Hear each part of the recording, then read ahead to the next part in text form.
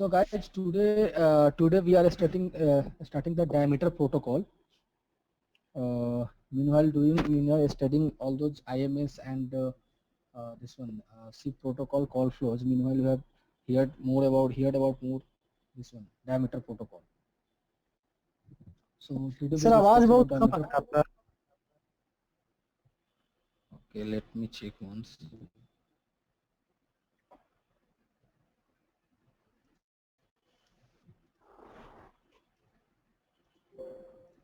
So from my side it's fine. अब लग रहा होगा सही आ रहा होगा आवाज. हाँ सर अभी सही आ रहा है सर। ओके तो गाइज हम लोग आज डायमीटर प्रोटोकॉल स्टार्ट कर रहे हैं। एक्चुअली जब आप लोग आईएमएस के कॉल फ्लोज और सिप के कॉल फ्लोज देख रहे थे तो आप लोगों ने बहुत बार डायमीटर का नाम सुना होगा कि यहाँ डायमीटर प्रोटोकॉल, यहाँ पे डायमीटर प्रोटोकॉल यूज हो रहा है। तो एक्चुअली में वो डायमीटर प्रोटोकॉल क्या है, उसमें क्या क्या मैसेजेस होते हैं, उनके क्या क्या हेडर्स होते हैं और वो कहाँ कहाँ उसको किस किस किस यूसेज के लिए यूज किया जाता है कॉल फ्लोज में और नेटवर्क में किस किस काम के लिए उसका यूज है। ओके सो हम लोग आज उन सारी चीज़ों को देखेंगे। So name is diameter protocol. Okay guys. So first of all हम लोग जानते हैं कि डायमीटर प्रोटोकॉल है क्या, इसका यूज क्या है, नेटवर्क में इसका क्या यूज पड़ा। बिकॉज विदाउट किसी यूज के तो नेटवर्क में किसी चीज को डाला नहीं जाएगा, करेक्ट। तो प्रोटोकॉल का मतलब तो आपको ऑलरेडी पता है, जैसा आप लोगों ने सिप प्रोटोकॉल के बारे में पढ़ा है कि सिप प्रोटोकॉल में जो प्रोटोकॉल का काम होता है सेम उसी तरीके से प्रोटोकॉल का मेजर काम क्या है कि कोई भी दो नोड एक दूसरे से कम्युनिकेट करेगा। जो कम्युनिकेट वे ऑफ कम्युनिकेशन होगा, जिस इससे कम्युनिकेट होगा उसको प्रोटोकॉल बोलते हैं, करेक्ट। अब आता है कि नहीं फिर इससे diameter protocol. Actually diameter protocol इसका 3 मेजर काम है, ऑथेंटिकेशन, ऑथराइजेशन और अकाउंटिंग। जब जब नेटवर्क में जब जब ऑथेंटिकेशन या ऑथराइजेशन या अकाउंटिंग का जरूरत पड़ेगा तो वहां पे डायमीटर प्रोटोकॉल यूज होगा। अब आप लोग एज्यूम कर पा रहे होंगे कि लाइक जब आप लोग आईएमएस पढ़ रहे थे तो वहां पे ऑथराइजेशन एक हो रहा था तो वहां पे डायमीटर यूज हो रहा होगा, करेक्ट। जहां पे भी ऑथेंटिकेशन और ऑथराइजेशन हो रहा था तो वहां पे डायमीटर यूज हो रहा होता। तो मेजरली कुछ ऐसे नोड्स हैं जिनके बीच में सिर्फ और सिर्फ डायमीटर प्रोटोकॉल ही यूज होते हैं। जैसे एचएसएस के साथ कोई भी नोड अगर किसी टाइप का कम्युनिकेशन करेगा तो वो डायमीटर प्रोटोकॉल में ही कम्युनिकेशन करेगा, करेक्ट। वो डायमीटर प्रोटोकॉल में ही बात करता है एचएसएस। तो गाइज इसका फर्स्ट ऑफ ऑल हम लोग यूसेज समझ गए कि यूसेज क्या है कि जब जब नेटवर्क में ऑथराइजेशन, ऑथेंटिकेशन या अकाउंटिंग, इन तीनों में से कोई भी ऑपरेशंस की जरूरत होगी, नेटवर्क में उसका नीड होगा, तो वहां पे डायमीटर प्रोटोकॉल का यूज होगा। अब ये डायमीटर ये एक्चुअली क्या है, ये सारे जो ऑपरेशंस है ऑथेंटिकेशन, ऑथराइजेशन और अकाउंटिंग, ये किसी न किसी पार्टिकुलर नोड के साथ होता होगा, करेक्ट। सर साउंड किसी न आते किसी आते अचानक से डाउन हो जाता है आपका। ओके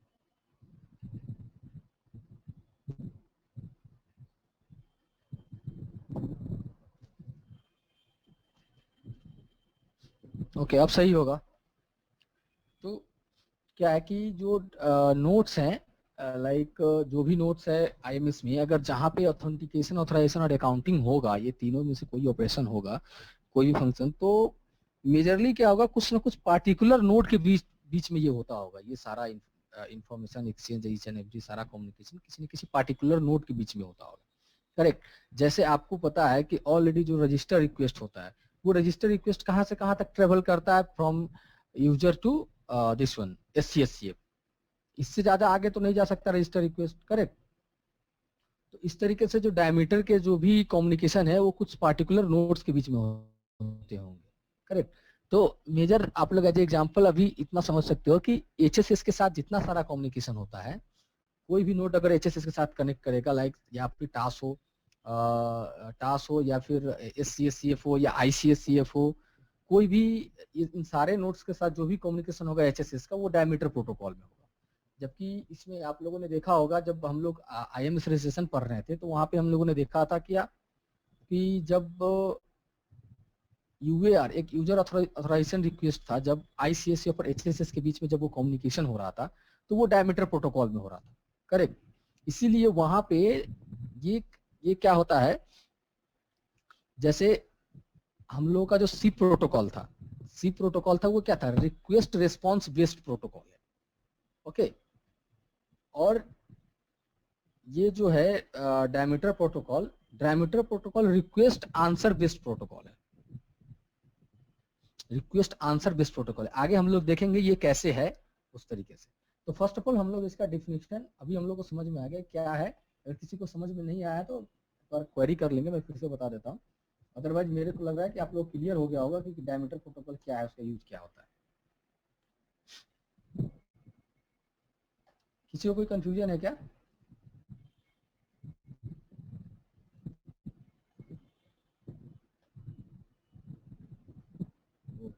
किसी को कोई कंफ्यूजन नहीं है, then it's fine।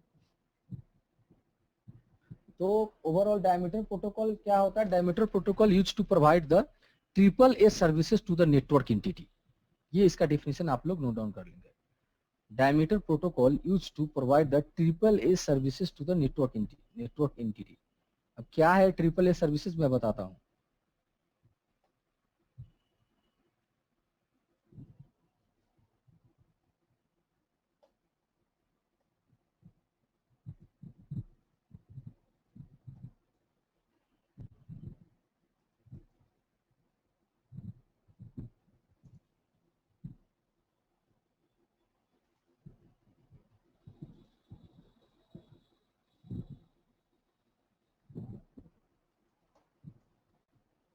ये मैंने दो इसके लिखे हैं, इसके बारे में इसके डेफिनेशंस हैं, इसको आप लोग नोट डाउन कर लेंगे।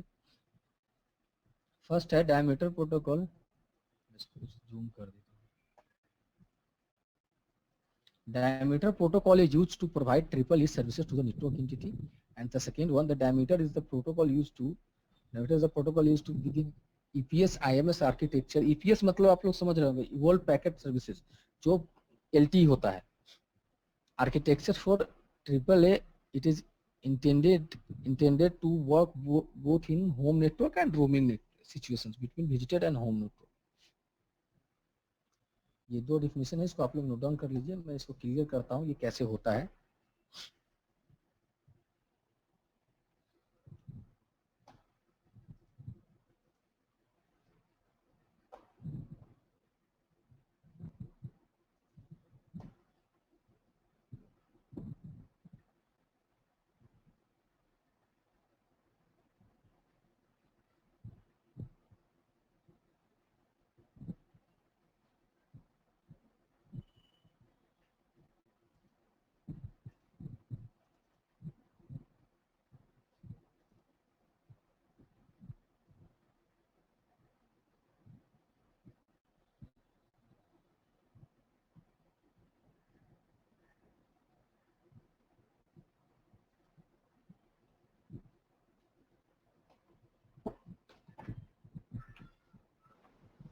अभी कर लिए सब्जी। ओके ओके,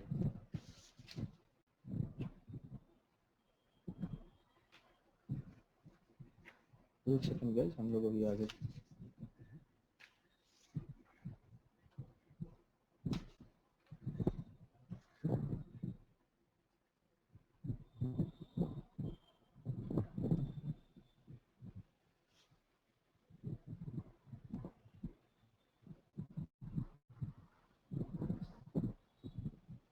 तो गाइस ये तीन ऑपरेशन है मुझे, क्या क्या है? पहला है authentication,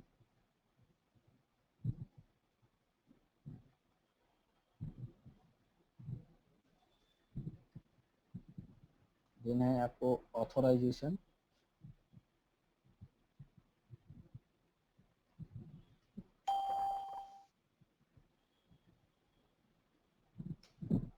and the third one is accounting. ये तीन मेजर है। अब देखो, ऑथोराइजेशन और ऑथेंटिकेशन, इसका मतलब किसी को समझ में आ रहा है कि ऑथोराइजेशन और ऑथेंटिकेशन मतलब कब होता है, कब ऑथोराइजेशन होता है, कब ऑथेंटिकेशन होता है?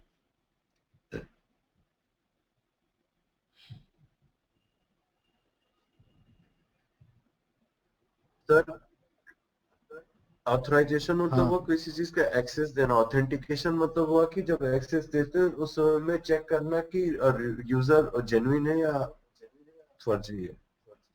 Correct correct. मीन्स ऑथराइजेशन में ये हो गया नॉर्मल कि आपको कुछ डाटा प्रोवाइड कराया जाएगा related to the securities, security और रिलेटेड टू मतलब सिक्योरिटी।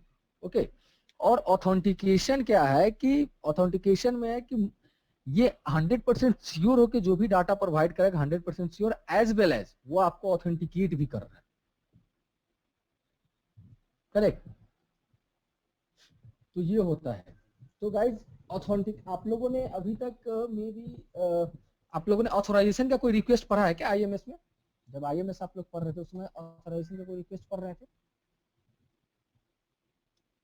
किसी को अगर याद है कि आईएमएस रजिस्ट्रेशन में हमने इसका ऑथराइजेशन का कोई रिक्वेस्ट ऑथेंटिकेशन था कि यूएआर ऑथेंटिकेशन था कि ऑथराइजेशन रिक्वेस्ट था? गाइस ये सब कंफ्यूजन मत रखो।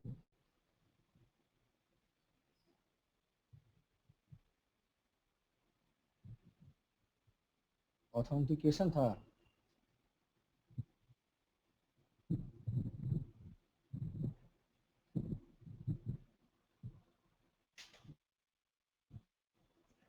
ऑथराइजेशन तो सर यूएआर। चेक करो फिर से अगर हाँ करेक्ट। यूएआर क्या होता है? ऑथराइजेशन होता है। यूजर आप ऑथराइजेशन लोग रिक्वेस्ट नॉर्मल है अभी सर जो यूएआर। हम लोग हाँ अभी जो हम लोग एक नॉर्मल डिफिनेशन ये किए हैं उसमें भी ये पता चल रहा है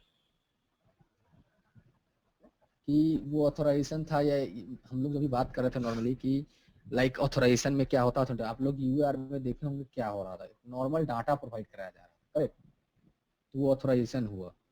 यूजर ऑथेंटिकेशन रिक्वेस्ट होता है एक, आप अगर किसी ने एलटी अटैच कभी पढ़ा होगा, एलटी अटैच नहीं तो आगे हम लोग भी क्लास में एलटी अटैच पढ़ाया जाएगा, तो वहां पे आता है यूएआर एक ये सॉरी ऑथेंटिकेशन रिक्वेस्ट आता है AIR authentication info request. Means like कि मैं एचएसएस लाइक एमएवी एचएसएस को भेजता है उस केस में ऑथेंटिकेशन इन्फो रिक्वेस्ट, तो उसको आंसर आता है ऑथेंटिकेशन इन्फो आंसर, तो वहां पर ऑथेंटिकेशन होता है। करेक्ट।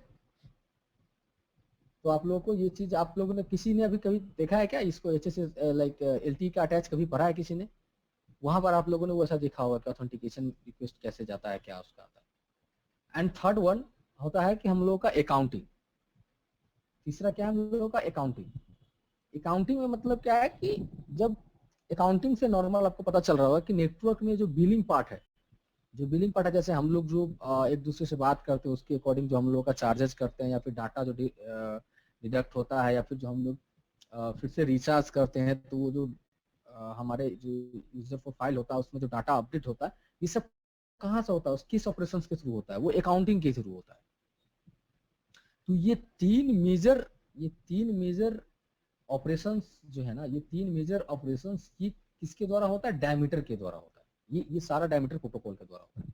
करेक्ट। ओके गाइस, तो अभी जैसे हम लोग एक और चीज कंफर्म कर रहे थे कि डायमीटर जो है ये रिक्वेस्ट आंसर बेस्ड प्रोटोकॉल है। इसके पीछे रीजन क्या है? एंड सीप के बारे में तो आप लोगों को कंफर्म होगा कि सीप जो है रिक्वेस्ट रिस्पॉन्स बेस्ड प्रोटोकॉल है, क्योंकि आप लोग क्या देख रहे थे कि एक इनवाइट रिक्वेस्ट गया तो उसके लिए 200 ओके रिस्पॉन्स आएगा। करेक्ट। वो सारा रिस्पॉन्स था। और इसमें आपने क्या देखा था कि जब यूजर ऑथराइजेशन रिक्वेस्ट गया था तो उसके लिए क्या आया था? यूजर ऑथराइजेशन आंसर आया था। करेक्ट। इसलिए डायमीटर को रिक्वेस्ट आंसर बेस्ड प्रोटोकॉल कहते हैं। मीन्स लाइक आपको जैसे इंटरव्यू में एक अभी रिसेंट में ही मेरे कुछ कलीग्स मतलब कुछ कलीग्स के साथ ऐसा हुआ है, उसने एक नॉर्मल क्वेश्चन पूछ दिया है कि can you name a protocol name which is based on request and answer. Actually उसको डायमीटर प्रोटोकॉल का सारा इन्फॉर्मेशन था, हर चीज जान रहा था, बट उसने बस ये लाइन नहीं देख रखा था कि इसको इससे पहले हम लोग भी किसी को नहीं बताते थे ऐसी बातें कि ये रिक्वेस्ट आंसर बेस्ड है। बट मैंने देखा कि इस तरीके का मीन्स लाइक मैनिपुलेशन आ रहा है मार्केट में, तो इसको आप लोगों को ये नोट डाउन कर लो कि डायमीटर प्रोटोकॉल को रिक्वेस्ट आंसर बेस्ड प्रोटोकॉल कहते हैं। रिक्वेस्ट आंसर बेस्ड, और इसको क्वेरी आंसर बेस्ड भी कह सकते हैं। Correct. And the first thing जो सीप है हम लोग का, उसको तो पता है आप लोगों को, रिक्वेस्ट उसके लिए बारे में बहुत बार बताया गया, और रिक्वेस्ट रिस्पॉन्स बेस्ड प्रोटोकॉल है। इसके बारे में आप लोग ऐसे लिख सकते हैं,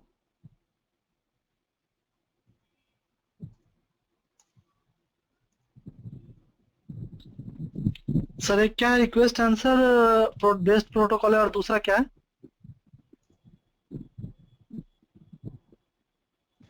दूसरा में सिप के बारे में। सिप कौन सा प्रोटोकॉल है? सिप में क्या होता है? रिक्वेस्ट जाता है तो क्या मिलता है उसके लिए?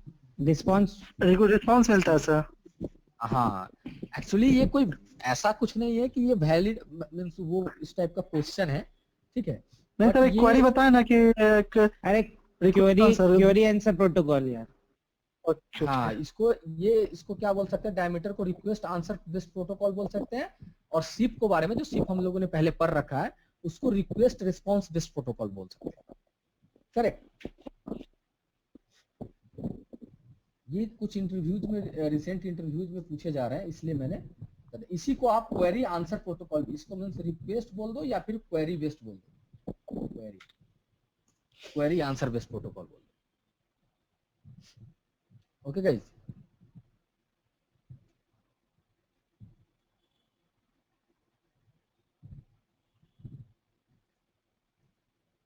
अब जो हमारे ये तीन हमारे इसके फंक्शंस है, डायमीटर के जो तीन फंक्शंस है, थ्री टाइप का जो ऑपरेशंस है, वो अब कहाँ कहाँ पे क्या होता है, मैं थोड़ा सा आप लोगों को ओवरव्यू देता हूँ, और बाकी हम लोग आगे जैसे जैसे पढ़ेंगे तो समझ। मेजर चीज तो जब आपका एलटी अटैच कवर होगा तो आपको कंफर्म हो जाएगा, इसलिए पहले बता दे रहा हूँ कि जब आपका एलटी अटैच कवर हो तो उस समय आपके पास कोई कंफ्यूजन ना रहे कि हाँ ये यहाँ पे ये रिक्वेस्ट डायमीटर का ये वाला रिक्वेस्ट क्यों यूज हो रहा है, ये यहाँ क्या करता होगा। इस रिक्वेस्ट के जब ये रिक्वेस्ट जाता है तो इस समय नेटवर्क में किस टाइप का मतलब हैपनिंग होता है, ये आपको इस टाइप का कंफ्यूजन न रहे, इसलिए हम लोग को उससे पहले प्री रिक्वेस्टिक के रूप में हम लोग इसको स्टडी कर रहे हैं। और सर ये भी तो है कि अभी हम लोगों ने सीवी में मेंशन कर रखा है डायमीटर प्रोटोकॉल के बारे में, तो ये तो मतलब naukri.com से अगर इस वीक में या फिर अगले सप्ताह में अगर आ जाता है कॉल, तो हो सकता है कि इसके बारे में पूछ सकता है। हाँ, पूछ सकता है 100, आपने अगर हाँ, तो डाल सर रखा है तो 100। तो ओवरव्यू तो कम से कम पता रहेगा ना सर, इसीलिए थोड़ा ये नहीं, जरूरी भी ओवरव्यू था। नहीं, मैं जो अभी पढ़ाऊंगा, मैं जो अभी दिखा रहा हूँ, मैं टोटल ही ओवरऑल ही पढ़ा दूंगा, सिर्फ ओवरव्यू नहीं। जितना डायमीटर ओके सर। प्रोटोकॉल में है मैं ईच एंड एवरी चीज आपको दिखा दूंगा। बस मैं अब ये है कि आप लोगों को अभी थोड़ा सा समझने में प्रॉब्लम इसलिए होगा बिकॉज आपने इसका एप्लीकेशंस नहीं देखा है। अगर ओके जैसे सर। ही ये पढ़ाई होगा ना एलटी अटैच, तो उसमें इसका एप्लीकेशन आपको ज्यादा दिखेगा, जैसे कि आपने सिर्फ ऑथराइजेशन का एप्लीकेशन देखा आईएमएस रजिस्ट्रेशन में, बट ये हाँ सर। ऑथेंटिकेशन और अकाउंटिंग जो है वो अगर एलटी अटैच कवर हो गया होता तो उसमें आपको दिखता, जब भी एलटी अटैच कवर होगा तो उसमें ऑथेंटिकेशन, ओके सर। तो वहां पे आपका मोर क्लियर हो जाएगा कि हाँ ये रिक्वेस्ट क्यों जा रहा है और किस लिए जा रहा है। तो आप लोग यहाँ पे ये देख लेंगे कि ऑथेंटिकेशन कहाँ पे होता है मेजरली। मैं जस्ट एग्जांपल दे रहा हूँ, बहुत जगह इसका यूज होता है। एक एग्जांपल आप लोग याद कर लो, एमएमई और एचएसएस के बीच में, एमएमई और एचएसएस के बीच में कुछ मैसेज होता है एआईआर, ऑथेंटिकेशन इन्फो रिक्वेस्ट, और उसके लिए जो आंसर आता है वो आंसर आता है एआईए, ऑथेंटिकेशन इन्फो आंसर। तो वहां पे इसका यूज होता है। करेक्ट। ऑथराइजेशन तो आप लोगों को पता है, आईसीएस सीएफ और एचएसएस के बीच में, यूएआर और यूए आपने देखा है, user authorization answer request, user authorization answer. Okay guys,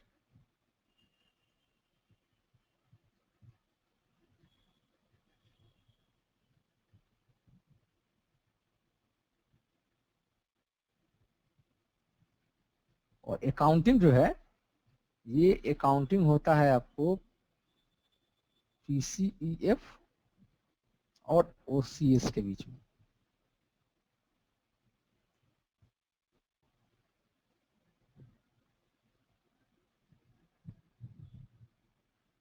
या फिर एससीएस सीएफ और ओसीएस के बीच में। ये जस्ट मैं एक ओवरव्यू के अकॉर्डिंग आपको बता दिया हूँ कि ये यहाँ पर आप लोग नॉर्मल जब पढ़ेंगे आगे तो यहाँ पर इसका एप्लीकेशन आपको दिखेगा, तो आपको क्लियर हो जाएगा। जब यहाँ पर इसका एप्लीकेशन दिखेगा तो आपको क्लियर हो जाएगा, हाँ यहाँ पे ये क्यों यूज हो रहा है, ये मैसेजेस किस काम के लिए जा रहा है, क्या हैपनिंग है यहाँ पे, वो आपको क्लियर होता चला जाएगा।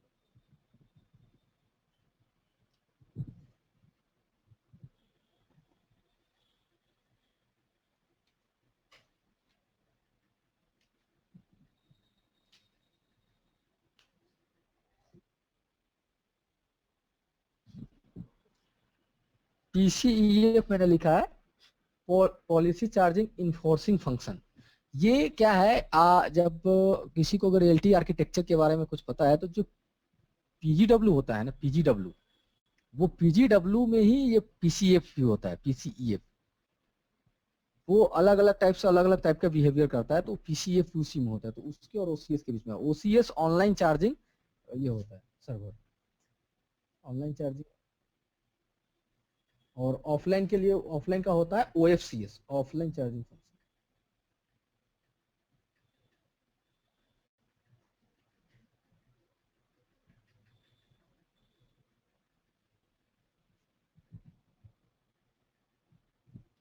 ओके गाइस, तो ये 3 जगह आपको मतलब मेजर मैं इसलिए बता दूं कि अगर आपको कभी चेक करना, अचानक से सपोज करो आपको ऑथेंटिकेशन के बारे में पढ़ना है, तो कहाँ देखोगे आप? तो आप जब भी एमएमई और एचएसएस का कम्युनिकेशन देखोगे तो आपको उसमें मिल ही जाएगा authentication.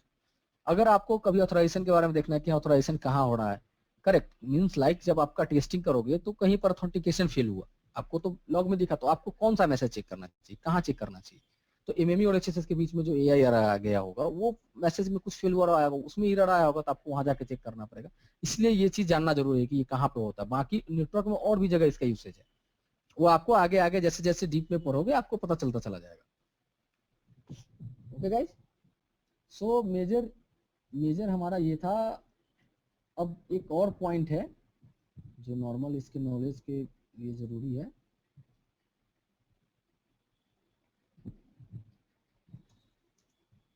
Diameter is application layer protocol. कभी कभी क्वेश्चन आ जाता है कि ये कौन से लेयर का प्रोटोकॉल है, तो ये भी एप्लीकेशन लेयर प्रोटोकॉल है।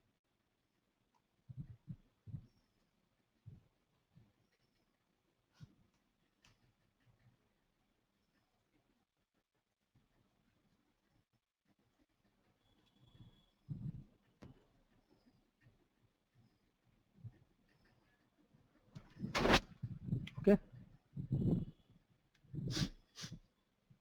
अच्छा कोई ऐसा जो बंदा ये बता पाए कि लाइक हम लोग जो कल या फिर लास्ट क्लास में जो ये पढ़े थे आईएमएस रजिस्ट्रेशन, उसमें यूएआर और यूएए का क्या फंक्शन था, वो क्या कर रहा था वहां पे, वो मैसेज क्यों गया था, उसका आंसर क्यों आया था, अगर मैसेज गया तो वो किस क्वेरी के लिए गया था, किस इंफॉर्मेशन के लिए गया था, यूएए में कौन सा इंफॉर्मेशन हमको मिला। मीन्स आईसीएससीएफ ने जो यूएआर भेजा और उसको जो यूएए मिला, उसमें क्या ऐसा क्या कौन सा कम्युनिकेशन हुआ, कौन सा मीन्स लाइक इंफॉर्मेशन का ट्रांसफर हुआ दोनों नोड के बीच में। किसी को कुछ पता है उसके बारे में, कोई ओवरव्यू?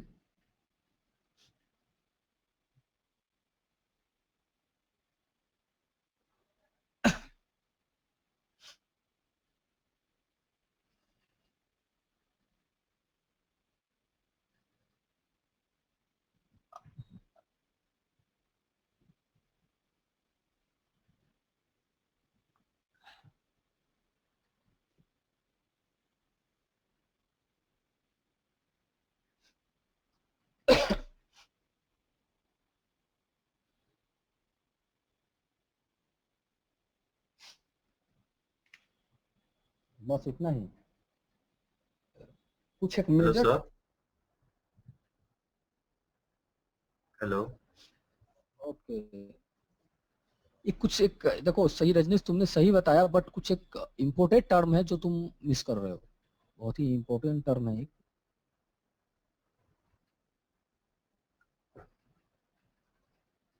सर देखो, हाँ हेलो, आईसीएसएफ को हाँ बोलो। Sir yes sir. हमारा जो यूई का रजिस्ट्रेशन रिक्वेस्ट होता है सर, वो हमें आईसीएफ के थ्रू होते हुए एससीएसएफ तक पहुंचा रहा था।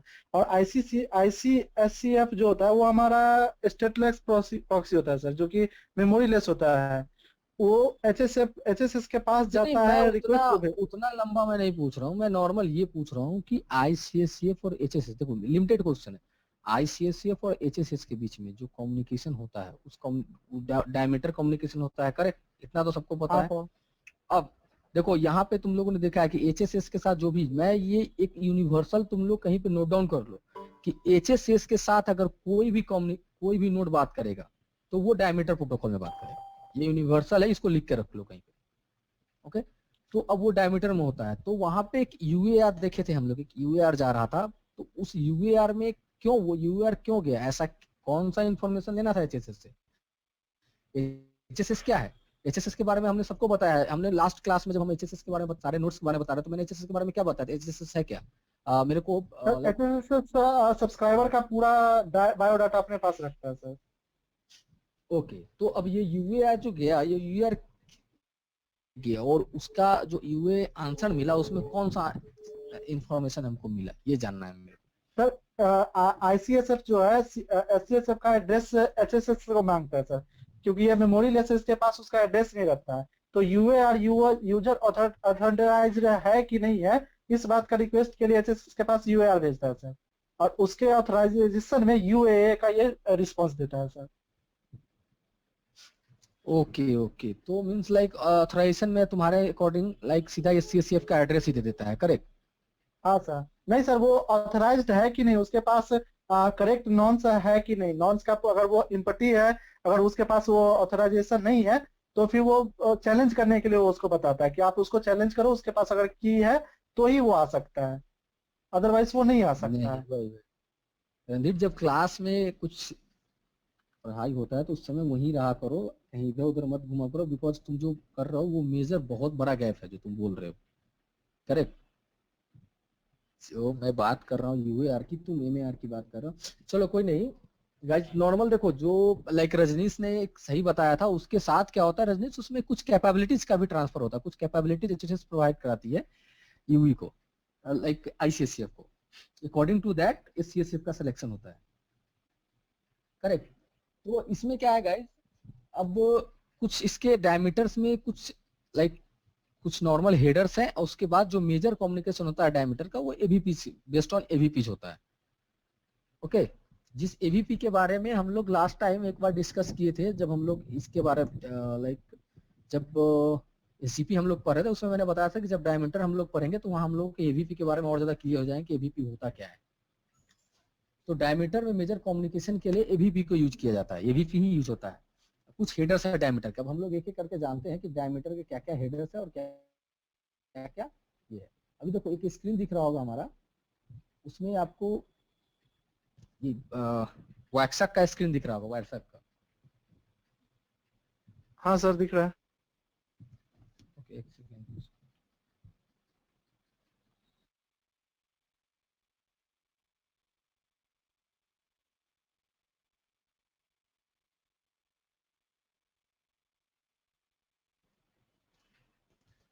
ओके गाइस, सो ये देखो कुछ जो मैं एक एक करके बताऊंगा आगे।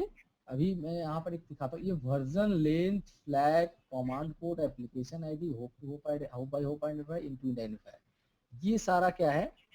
ये सारा हमारा हेडर्स है डायमीटर का, डायमीटर की ये सारे हेडर्स हैं। और उसके नीचे ये सारा एवीपीज है, एवीपीज में भी कुछ मैंडेटरी एवीपीज है, कुछ ऑप्शनल एवीपीज है।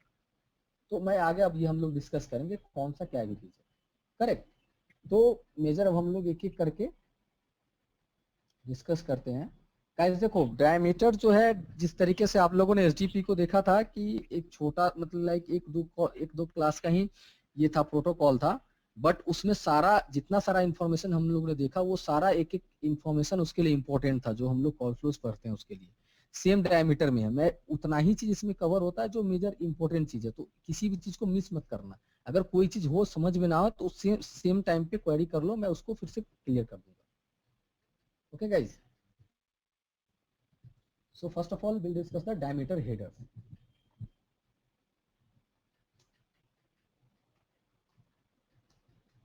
सो तो डायमीटर के कितने सारे हेडर्स हैं?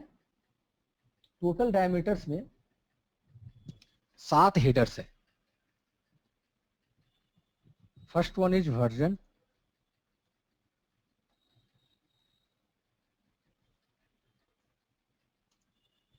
सेकेंड वन इज, इसको या तो लेंथ बोल लो या मैसेज लेंथ बोल लो। सर इसमें ऑप्शनल हेडर नहीं होते? नहीं नहीं नहीं, ये जितने हेडर्स हैं ये जाएंगे हर केस में। एवीपीज के केस ये जब आगे हम लोग देखेंगे एवीपीज में मैंडेटरी और ऑप्शनल होता है, वो मैं बताऊंगा। बस ये हेडर में जो भी है ये हर ईच एंड एवरी मैसेज में जाता है।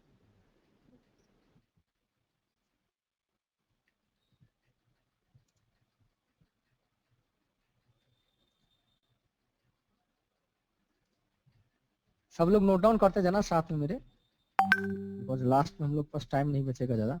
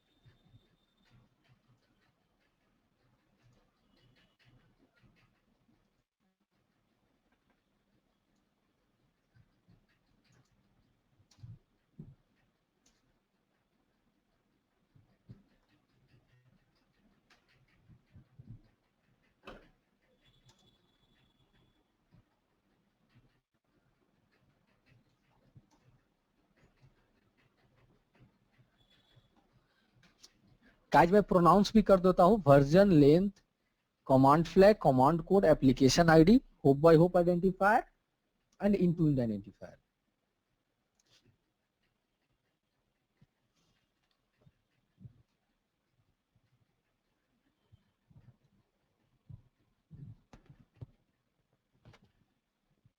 और 8th होता है एबीपी।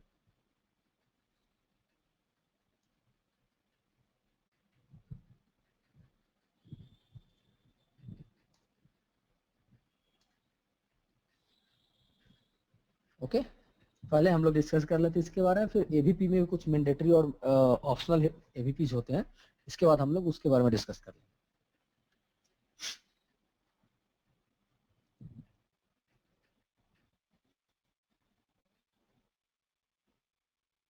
फर्स्ट ऑफ ऑल हम लोग देखते हैं ये वर्जन क्या है। वर्जन में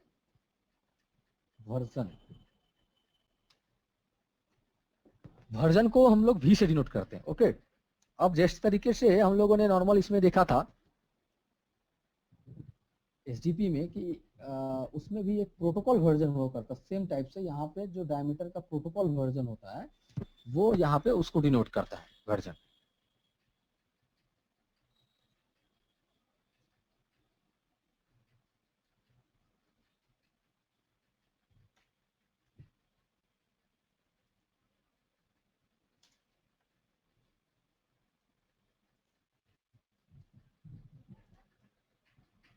ये नोट डाउन कर लेना। वर्जन फील्ड जो है डायमीटर प्रोटोकॉल जो है, डायमीटर प्रोटोकॉल, उस प्रोटोकॉल का जो वर्जन है वो डिनोट करता है। तो अभी करेंटली जो इस प्रोटोकॉल का वर्जन है वो वन है। अभी जैसे हम लोग यहाँ देखेंगे, अगर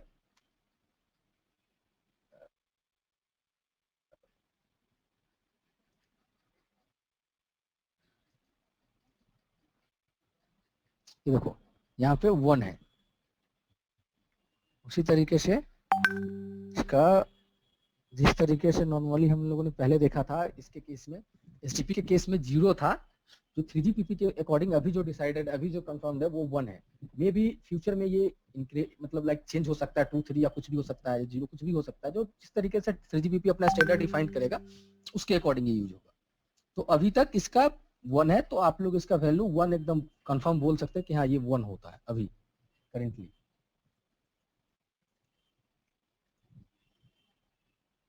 ओके, देन हमारा सेकेंड है लेंथ।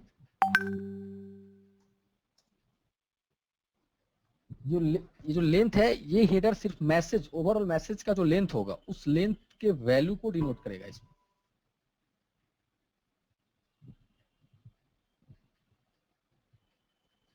तो ओवरऑल ये डायमीटर मैसेज का जो लेंथ होगा वो लेंथ इसमें डिनोट होगा, ये लेंथ का वैल्यू आ जाए।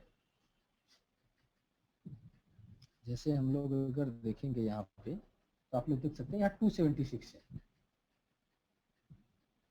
ओके, तो ये ओवरऑल इस मैसेज का जो लेंथ है वो 276 है, तो इसमें 276 आ गया। ओके, देन है आपको third one is command flag. इसको कमांड फ्लैग भी बोलते हैं या नॉर्मल फ्लैग भी बोलते हैं।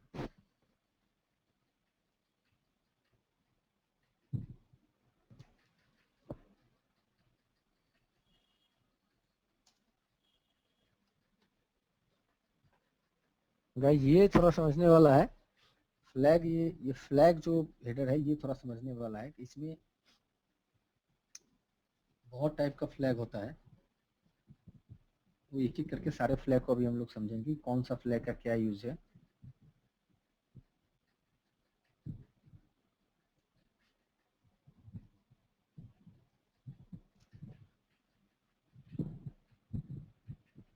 अभी करेंटली जो फ्लैग यूज होते हैं कमांड फ्लैग, वो ओवरऑल 4 अभी यूज होते हैं, करेक्ट। एंड रिजर्व कुछ एक है जो उसको रिजर्व में रखा गया है।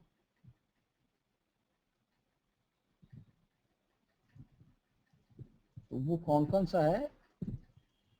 फर्स्ट वन है are flag.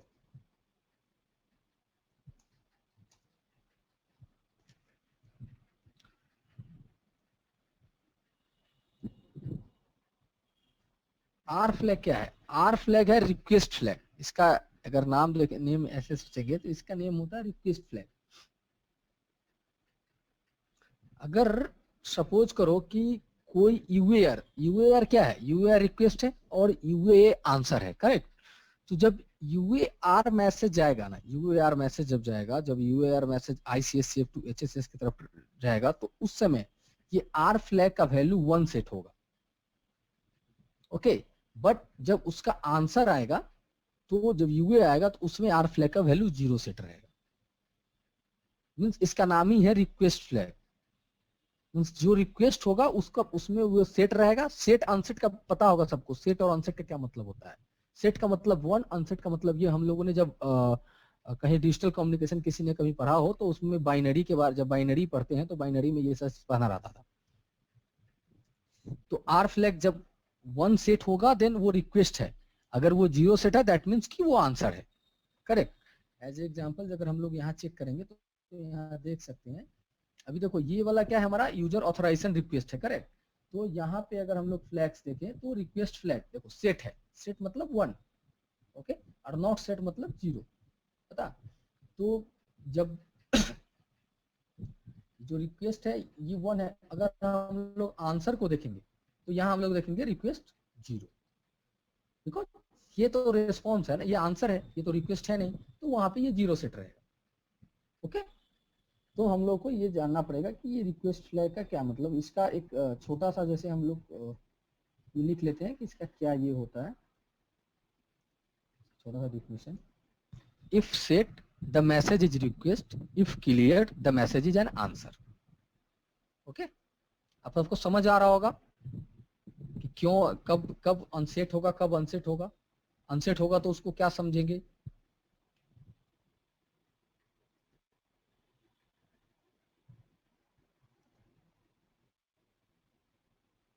Then second one होता है प्रॉक्सिएबल फ्लैग, उसको बोलते हैं पी फ्लैग।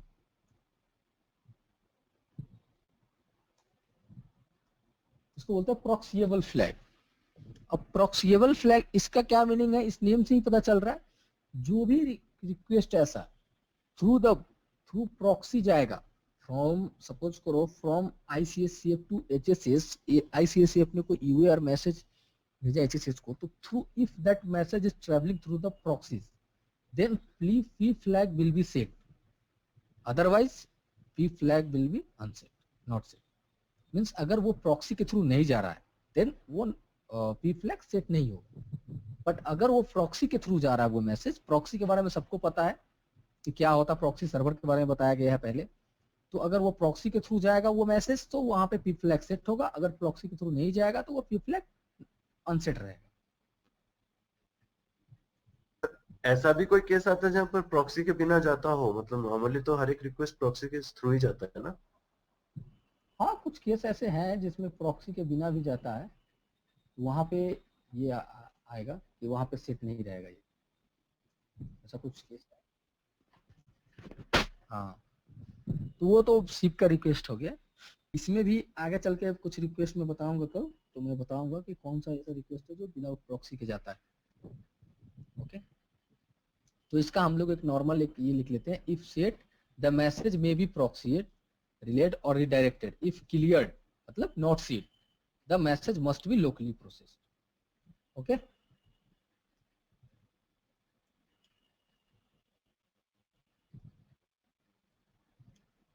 दो हो गया। अब मैंने क्या बोला था कि 4 फ्लैग अभी यूज होते हैं और एक रिजर्व केस के लिए रखा गया है, तो वो पांचों के बारे में हमको देखना पड़ेगा कि क्या क्या है वो पांचों।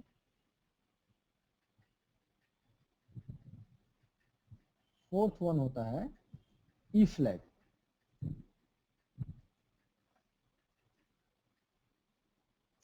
ई फ्लैग क्या होता है गाइस? ई फ्लैग मींस मतलब होता है एरर फ्लैग। अगर किसी भी हाँ सॉरी, किसी भी मैसेज, किसी भी रिक्वेस्ट और आंसर में ई फ्लैग अगर सेट है दैट मीन्स कि उसमें एरर है। अब गाइज एक चीज और, अगर सपोज करो कि जो आईसीएससीएफ है, आईसीएससीएफ यूएआर जब भेज रहा है वो उसमें ई अगर सेट होगा दैट मीन्स क्या है कि वो case invalid means like UA जब इसको पता ही आईसीएससीएफ को कि नहीं जो हम रिक्वेस्ट भेज रहे हैं इसमें एरर है तो वो रिक्वेस्ट भेजेगा ही नहीं। करेक्ट। तो ई फ्लैग सेट किस केस में होगा? ई फ्लैग सिर्फ सिर्फ और सिर्फ एक ही सेट में, एक ही केस में सेट हो सकता है, आंसर। ई फ्लैग सिर्फ और सिर्फ आंसर में ही सेट होगा, रिक्वेस्ट में कभी भी सेट नहीं रहता है। बिकॉज जब भी कोई नोड रिक्वेस्ट सेंड करेगा एट दैट टाइम अगर ई फ्लैग सेट है दैट मीन्स वो रिक्वेस्ट सेंड ही नहीं, उसको पता है कि इसमें एरर है, दैट मीन्स इसके लिए हमको लाइक फेलुअर रेस्पॉन्स ही मिलना है, तो वो उस रिक्वेस्ट को सेंड ही नहीं करेगा। करेक्ट। तो जब भी सपोज करो ई फ्लैग अगर कहीं पर आपको सेट दिखे तो दैट मीन्स आप नॉर्मली सोच सकते हो कि वो आंसर ही होगा, वो रिक्वेस्ट नहीं होगा। समझ में आ रहा है ना मैं क्या बोलना चाह रहा हूँ? किसी को कोई कंफ्यूजन है तो पूछ लो, बिकॉज बाद में फिर इसके बारे में डिस्कस करना थोड़ा टफ हो जाएगा।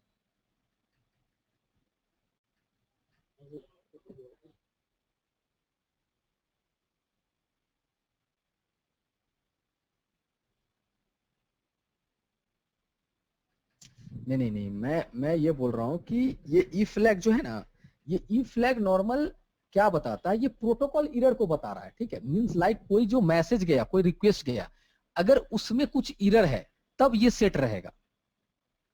तो जो आंसर, वो कोई रिक्वेस्ट गया सर्वर के पास, सर्वर तो आंसर ही भेज के बताएगा ना कि नहीं भाई आपका ये रिक्वेस्ट गलत था। करेक्ट। तो जब भी ई फ्लैग सेट होगा तो आप नॉर्मल समझ सकते हो कि ये आंसर है। अगर कहीं पर आपको रेंडम आप ऐसे सर्च कर रहे हो व्हाट्सएप में, सपोज करो आप रेंडम ऐसे सर्च कर रहे हो, ऐसे कर रहे हो, कहीं पर आपको ई फ्लैग, ये ई फ्लैग जो नॉट सेट दिख रहा है, अगर कहीं पे वन दिख गया तो आप बिना ऊपर देखे यहाँ बिना पढ़े आप समझ सकते हो कि ये आंसर होगा। रिक्वेस्ट में कभी भी ई फ्लैग सेट वन नहीं होगा, सेट नहीं होगा। ओके।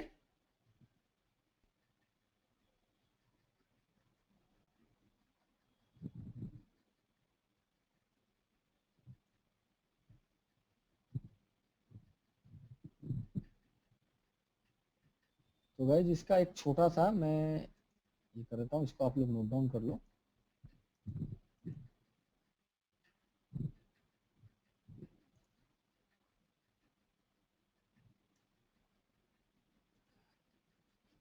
और एक इम्पोर्टेंट लाइक क्या बोलते हैं उसको, स्टार मार्क देके ये लाइन भी लिख लेना, this bit must not be set in request message. Request में ये कभी सेट नहीं होगा। Okay okay?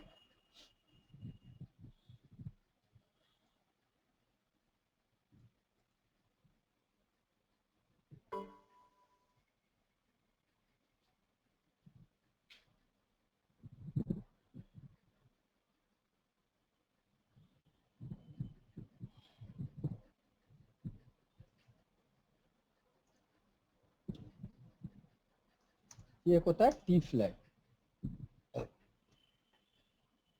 इसको बोलते हैं रिट्रांसमिटेड बिट, रिट्रांसमिटेड बिट, ये रिट्रांसमिटेड फ्लैग, रिट्रांसमिटेड फ्लैग। ये कब सेट होगा? जब भी कोई रिक्वेस्ट रिट्रांसमिट किया जाएगा तो उसमें ये फ्लैग सेट रहेगा। सपोज करो कि एक यूएआर आईसीएससीएफ ने भेजा, ओके, बट उसके लिए यूए आंसर हमको नहीं मिला, करेक्ट, आईसीएसएफ को नहीं मिला, बट एक सर्टेन टाइम के बाद एक टाइमर होता है, टाइमर्स के अकॉर्डिंग चलता है, वो फिर से रिट्रांसमिट होगा, यूआर फिर से दोबारा जाएगा। जब आईसीएससीएफ सेम यूजर के लिए फिर से लाइक सेम एचएसएस को फिर से अगर भेजेगा वो यूआर, तो उसमें टी फ्लैग को 1 सेट कर देगा,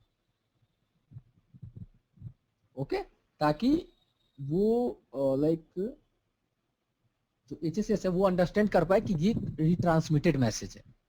मींस लाइक इससे पहले इसी ऑथराइजेशन के लिए एक और मैसेज यूआर आया है जो एनी हाउ रिसीव नहीं हुआ है, अदरवाइज वो किसी कारण से डिले है, तो मींस लाइक इसको ऑथेंटिकेट कर देंगे तो फिर अब उसको ऑथेंटिकेट नहीं करना है, ओके। तो ये उस केस में बस टी फ्लैग सेट होता है, इसका नाम होता है retransmitted flag, retransmitted message.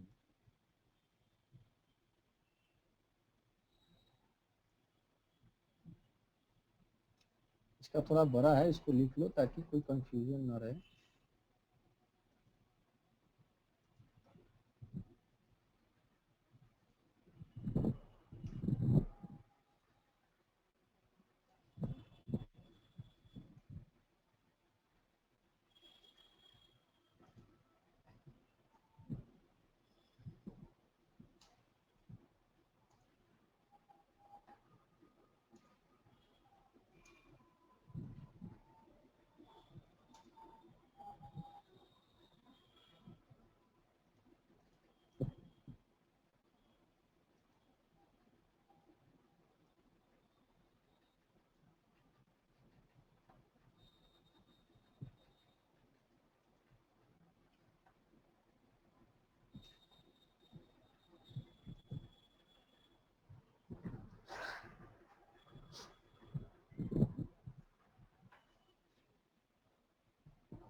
Guys जब टी फ्लैग का नोट डाउन हो जाए तो एक बार कंफर्म करना। ये मैंने लास्ट में एक स्मॉल आर फ्लैग लिखा है, आप लोग इसको थोड़ा डिफरेंशिएट कर लेना, बिकॉज फर्स्ट जो हम लोगों ने पढ़ा था वो कैपिटल आर फ्लैग था, रिक्वेस्ट फ्लैग, और ये लास्ट जो है स्मॉल आर फ्लैग, इसका दैट मीन्स रिजर्व फ्लैग, ये फ्यूचर यूसेज के लिए रिजर्व किया गया है इसको, करेक्ट। और ड्यू टू ये रिजर्व है तो दैट मीन्स ये हर केस में सेट, किसी भी केस में सेट नहीं होगा, ये ऑलवेज 0 रहेगा इसका वैल्यू, एंड ये रिसीवर को इसको इग्नोर करना है, ओके।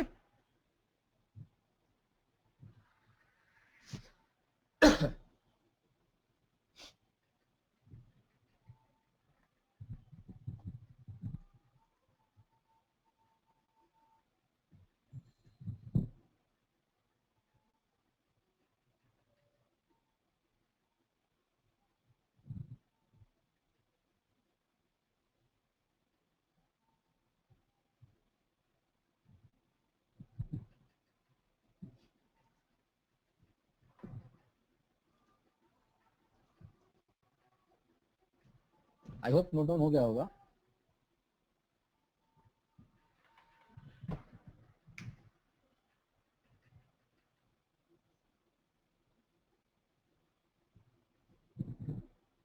दे दीजिएगा, कर लो सर, 2 मिनट दे दीजिएगा। ओके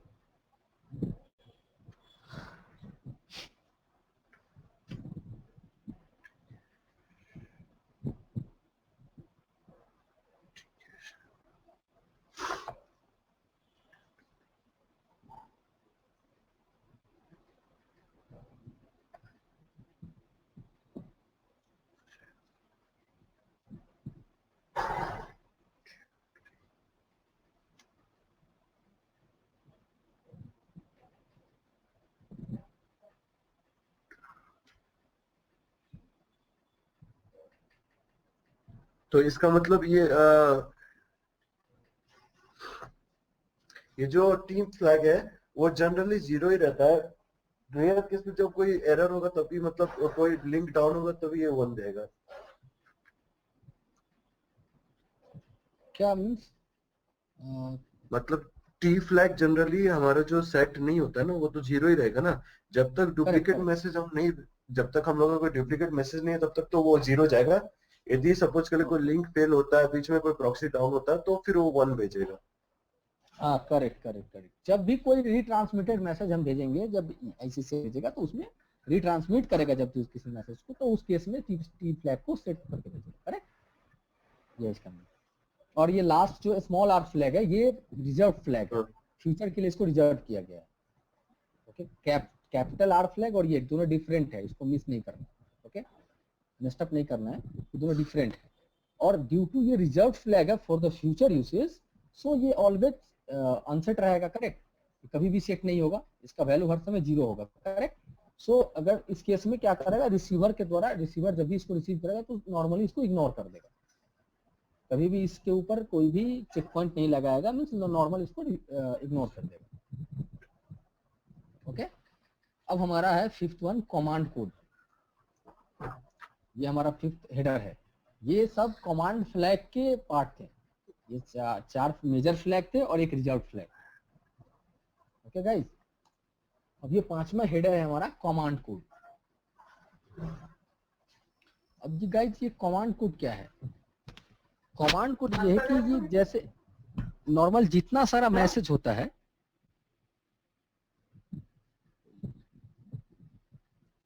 यह जो अनम्यूट है उसको म्यूट कर लो गाइस। हाँ, तो कमांड कोड के बारे में हम लोग, कमांड कोड नॉर्मली जो कमांड कोड होता है, ये कमांड कोड जैसे हम लोगों ने जो यूएआर मैसेज देखा, यूएआर और ये जो मैसेज है, इसका एक पार्टिकुलर कोड जो है वो नॉर्मली फिक्स किया गया है अकॉर्डिंग टू 3GPP, और जो भी मींस लाइक टेलीकम्युनिकेशन बॉडीज है, वो इसके लिए लाइक फिक्स्ड उसका एक कोड डिटरमाइन किया गया उसका।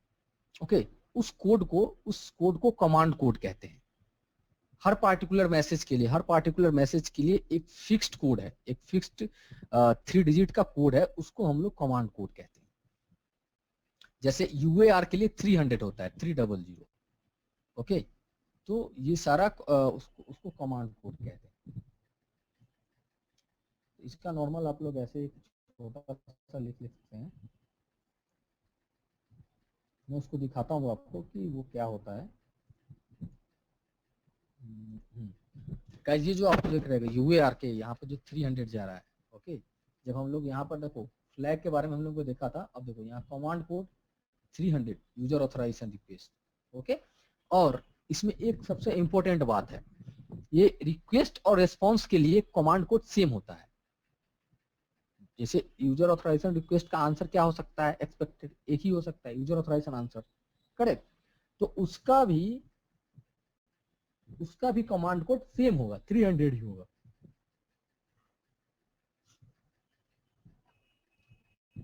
तो कमांड कोड एक्चुअली में क्या होगा, कमांड कोड नॉर्मल उस कमांड के लिए जो एसोसिएटेड वैल्यू है, एक फिक्स्ड वैल्यू है जो टेलीकॉम बॉडीज के द्वारा फिक्स किया गया है, उस कोड को कमांड कोड कहते हैं। कुछ कुछ उसकी तरह है क्या, जैसे हम लोग उसमें पढ़े थे, एसआईपी में पढ़े थे, जैसे 200 की 300 की, वैसे ही कुछ है ना ये भी? तो एक तरीके से 200 जो है वो ओके के लिए है, 183 रिंगिंग के लिए, 181 रिंगिंग के लिए, करेक्ट ऐसा ही करेक्ट, है। मींस लाइक हाँ, वो एक फिक्स्ड वैल्यू है ना जो उसके साथ ट्रेवल कर दो रिस्पॉन्स में। सेम चीज है, जो रिक्वेस्ट होता है उस रिक्वेस्ट का मींस लाइक, इसमें क्या है, एक ही डिफरेंस है। लास्ट लाइन मैंने भी एक लिखा है, star line, the command code is same for the request and it's corresponding answer. मतलब यूएआर का अच्छा। जो यूए आएगा उसमें भी कमांड कोड सेम है। मैं नॉर्मल ये समझो ना, जितने सारे मैं अभी एक एक करके बहुत सारे कोड्स दिखाता हूँ तो आप लोग को समझ में आएगा मैं किसकी बात कर रहा हूँ। तो ये सारा जो कमांड कोड होता है, वो सारा कमांड कोड आपको उसका एक फिक्स्ड वैल्यू टेलीकॉम बॉडीज ने फिक्स किया है। तो उस मींस लाइक हर एक मैसेज में जब वो मींस लाइक यूएआर जब जाएगा तो उसके कमांड कोड में वो उसका वैल्यू ही जाना चाहिए कमांड कोड वाले हेडर में। ये है नॉर्मल। जैसे आप लोग यहाँ पे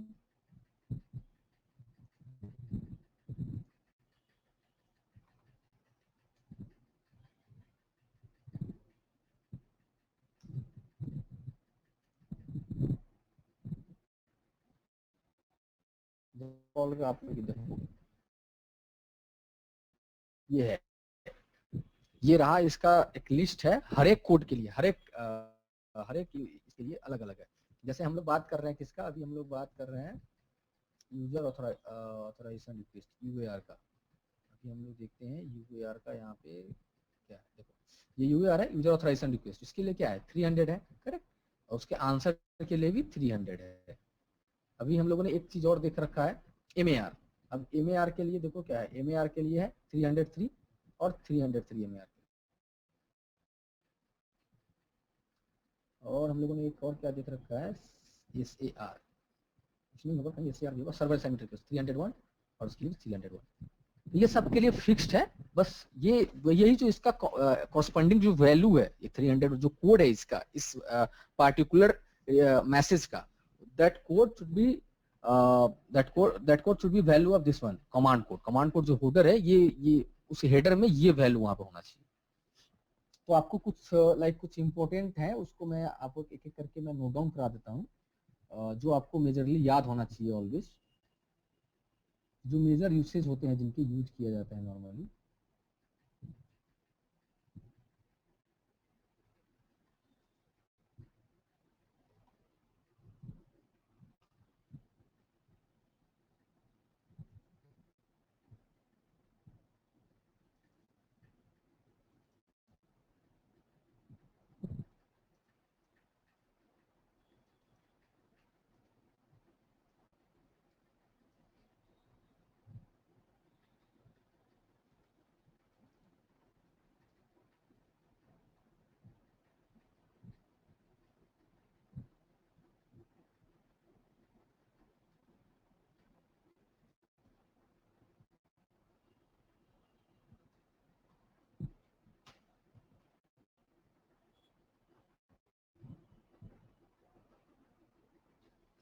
ये रहा दो गाइज कुछ कोड है, इसको आप लोग मैं तो बोलूंगा कि अगर आप लोग नोट डाउन करोगे तो नोट, अदरवाइज मैं इसको कहीं शेयर कर देता हूँ, वहां से आप लोग इसको कर लेते, इसमें टाइम वेस्ट होगा बस, तो कुछ ज़्यादा इसमें है नहीं।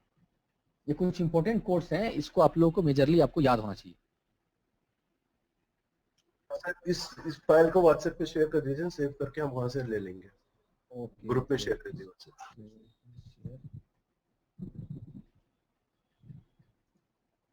ओके, इसके आगे भी कुछ है, उसको भी इसमें ऐड करके मैं कर दूँ।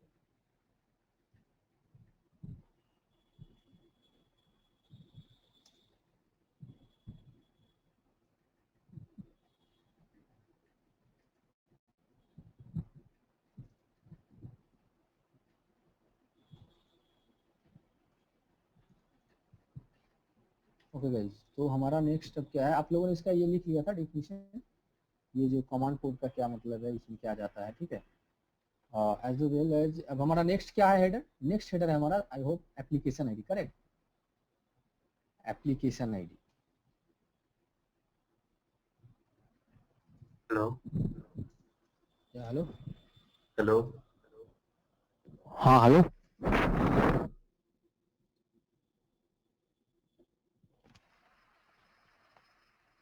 भास्कर कुछ बोल रहे हो क्या?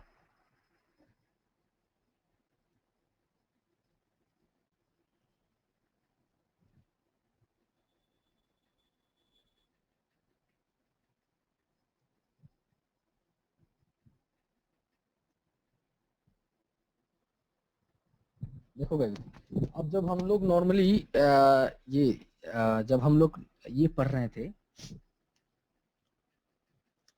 आईएमएस का, जब मैंने आर्किटेक्चर बताया था, तो उस समय हम लोगों ने कुछ इंटरफेसेस देखे थे इन बिटवीन नोड्स। हर एक नोड्स के बीच में कुछ इंटरफेस उसमें दिया गया था, कुछ इंटरफेस उसमें नॉर्मली गिवन था उस आर्किटेक्चर में।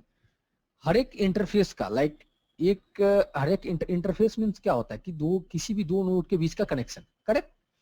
तो हर एक कनेक्शन का अलग अलग एप्लीकेशन आईडी होता है, हर एक कनेक्शन का डिफरेंट एप्लीकेशन आईडी होता है। ओके, तो सपोज कि आईसीएससीएफ और एचएसएस, आईसीएससीएफ और एचएसएस के बीच में एक कनेक्शन है, करेक्ट। उसका जो नॉर्मल इंटरफेस होगा, अगर किसी ने देखा होगा उस आर्किटेक्चर मैंने लिखाया था, सीएक्स इंटरफेस था उस दोनों के बीच में। करेक्ट। तो उस CX इंटरफेस का एक पार्टिकुलर एप्लीकेशन आईडी है, मींस लाइक एक न्यूमेरिक एक आईडी, न्यूमेरिक मतलब समझ में आ रहा होगा आप लोगों को, न्यूमेरिक एक आईडी है जो proper particular fixed ID telecom bodies ने एक फिक्स किया है, तो उस आईडी को एप्लीकेशन आईडी हम लोग बोलते हैं। करेक्ट। दैट मीन्स कि अगर सपोज जैसे क्या है, एक ही कॉल के लिए क्या होता है कि इसमें सपोज कि टास और HSS के बीच में भी बात होता है, फिर ICSC और HSS के बीच में भी बात होता है, तो क्या होगा, कॉल तो सेम है, यूजर के लिए सेम कॉल है, बट अलग अलग इंटरफेस पे बात हो रहा है। करेक्ट। टास और HSS के बीच में अलग इंटरफेस है जैसे, और यहाँ पे CX इंटरफेस है, अलग अलग इंटरफेस है। आप लोग आप देख रहे होंगे उस आर्किटेक्चर को निकाल करके, तो आपको दिख रहा होगा कि दोनों के बीच में अलग अलग इंटरफेस है। इस दोनों के लिए दो different application ID telecom bodies ने फिक्स किए हैं। ये जो एप्लीकेशन आईडी होता है वो न्यूमेरिक होता है, न्यूमेरिक वैल्यू है। करेक्ट। 8 वैल्यूज का एक न्यूमेरिक वैल्यू होता है, 8 वैल्यू, तो उसको हम लोग एप्लीकेशन आईडी कहते हैं। तो नॉर्मली ये इसका यूज होता है इसी के लिए कि use to identify which diameter application the message is applicable, कौन सा डायमीटर के लिए ये मैसेज एप्लीकेबल है, बस इसको जानने के लिए इसका यूज होता है।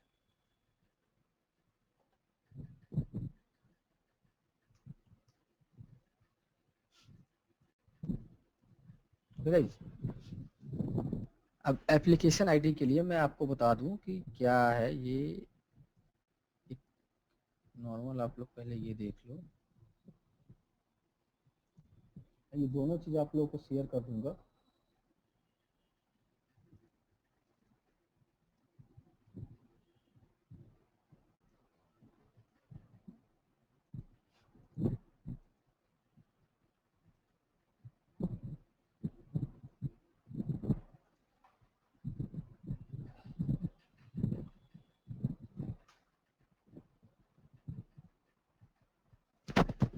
तो ये रहा गाइज, ये जैसे CX इंटरफेस मींस ICSC और HSS SCSC और HSS के बीच में जो इंटरफेस है उसका CX इंटरफेस नेम है। उसके लिए 16777 होता है।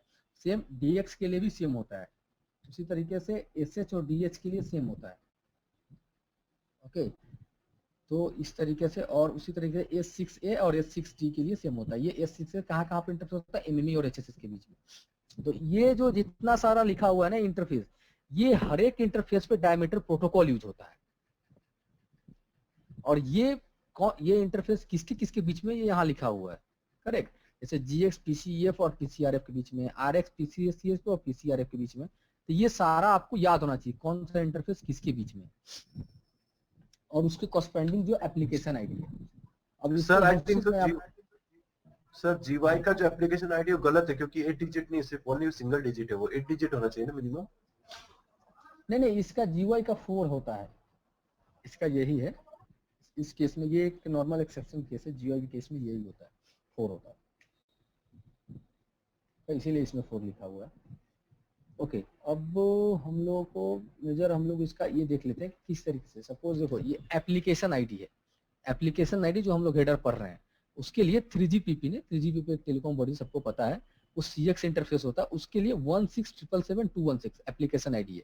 तो ये यहाँ पे वो एप्लीकेशन आईडी इसमें ट्रेवल करेगा। करेक्ट। तो ये है हम लोगों का मेजर।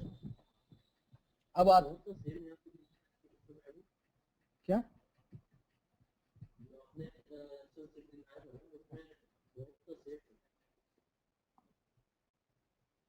हाँ, ये क्या है, CX और DX के लिए सेम होता है। ओके, एंड S6A और S6D के लिए सेम होता है, और एज वेल एज SH और DH के लिए सेम होता है। हाँ, अब ये कैसे होता है, ये नॉर्मल तुम लोगों को मैंने अगर जब बताया था, तो मैंने जब हम लोग डायमीटर IMS का जब हम लोग आर्किटेक्चर पढ़ रहे थे, तो उस समय हमने एक HSS और SLF के बारे में कुछ बताया था कि SLF का क्या वर्क है। तो जब आप देखोगे ना कि SLF का क्या वर्क है, तो वो रिलेटेड टू HSS, वो HSS के रिलेटेड वर्क करता है SLF, कि लाइक नंबर ऑफ HSS का इंफॉर्मेशन SLF के पास होता है, और यूजर कांटेक्ट करता है SLF को, देन SLF HSS particular HSS user को असाइन करता है, करेक्ट, जो हम लोग जानते हैं। तो दैट मीन्स कि ये क्वेरी, जो भी क्वेरी अगर ICSCF को कोई किसी HSS को मैसेज भेजना है, किसी HSS को कोई रिक्वेस्ट भेजना है, तो इन दैट केस अगर वो क्या करेगा, SLF को कांटेक्ट करेगा तो वो DH पे करेगा। बट उस केस में भी सपोज करो DX पे करेगा, क्योंकि ICSF और SCSF के साथ SLF का क्या है, इंटरफेस DX है। तो उस केस में भी एप्लीकेशन ID सेम होगा, बिकॉज कम्युनिकेशन जो होने वाला है वो सेम होने वाला है उस HSS से, इसलिए इस दोनों का सेम होता है। उसी तरीके से यहाँ देख लो, यहाँ HSS के साथ सेम होता है, और एज वेल एज SH और DH जो है, SH एप्लीकेशन सर्वर और HSS के बीच में होता है, एंड DH क्या होता है, एप्लीकेशन सर्वर और SLF के बीच में होता है। ये कॉमन फैक्टर है, जब तुम देखोगे आगे तो आपको दिखेगा कॉमन फैक्टर है। इसको ज्यादा कंफ्यूजन ना हो तो इसको आप लोग ऐसे कर सकते हो। नहीं, एक सेकेंड, मैं इसको एक सीरियल में डाल देता हूँ ताकि आप लोग को ज्यादा कंफ्यूजन ना हो। अभी मैंने इसको डिफरेंट क्यों किया है, जब भी आप कहीं पढ़ोगे तो वहां पर एक ही जगह, एक ही में CX/DX करके लिख दिया हुआ है, बट क्या होता है उसमें लड़के कंफ्यूज हो जाते हैं कि ये SLF HSS के साथ है कि SLF के साथ, कौन सा इंटरफेस SLF के साथ है, कौन सा HSS के साथ है। ठीक है, इसके लिए मैंने इसको डिफरेंट अलग अलग करके लिखा है।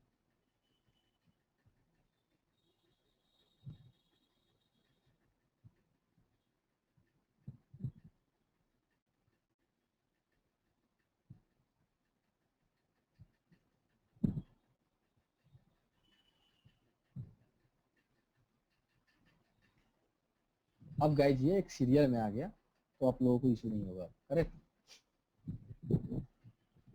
ओके, तो वो पार्टिकुलर क्या है, पार्टिकुलर अगर सपोज करो कि कोई दूसरे किसी इंटरफेस पे होगा तो उसमें उसका एप्लीकेशन आईडी जाएगा। ओके, अभी कल हम लोग इसके बारे में, जब हम लोग इसका कॉल फ्लो पढ़ेंगे तो एक एक करके मैं कंफर्म कराऊंगा कैसे जाता है। हम लोग डिफरेंट डिफरेंट कॉल फ्लोज बनाएंगे, उसमें देखेंगे किस में क्या एप्लीकेशन आईडी होगा, वो सारा चीज हम लोग देखेंगे। अभी बस हम लोगों को ये हम लोग कंफर्म करें कि किस हेडर्स का क्या काम है, उसमें क्या वैल्यू कंटेन करता है, ये सारा इंफॉर्मेशन अभी हम लोग गैदर कर रहे हैं। करेक्ट गाइस, तो अब लोग ने एप्लीकेशन आईडी तक देख लिया। अभी हमारा क्या है, hope by hope identifier.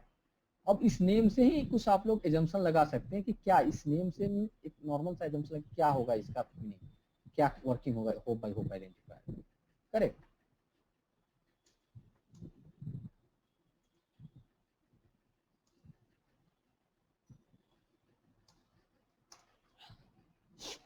Hope by hope identifier. अब गाइस लाइक सपोज कि मीन्स लाइक भाया, जो भाया में जो हम लोग एक भाया जिसको बोलते हैं ना, कि भाया जब अगर कहीं पे कुछ सपोज कि किसी A स्टेशन से D स्टेशन के लिए कोई गाड़ी जा रही है, ठीक है, और वो BC होते हुए जा रही है, तो अगर वन बाय वन बात करेंगे स्टेशन बाय स्टेशन तो क्या कहेंगे, A से B गया, B से C गया, C से D गया।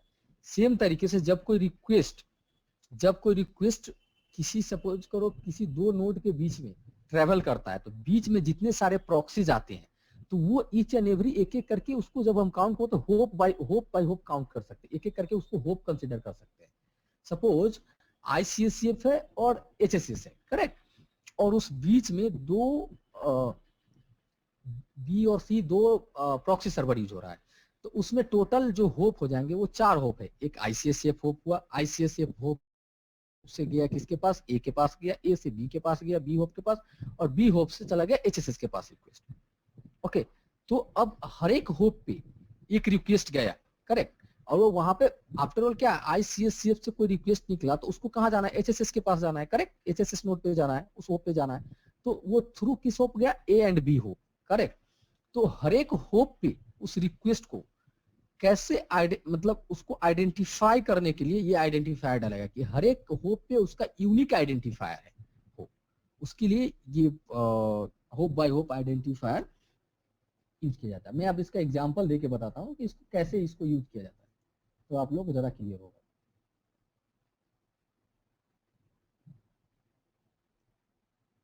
हाँ, एक बार फिर से बता दीजिए सर, आवाज कट गई थी आपकी तो समझ में नहीं आया क्या पूछा। अभी नॉर्मल आप लोग पहले इसको पढ़ो, आपको ईच एंड एवरी होप पे मैं इसको समझाता हूँ आपको तो ज़रा समझ में आएगा, इसके लिए बनाना पड़ेगा, इसको फिगर में बना के समझा देता हूँ।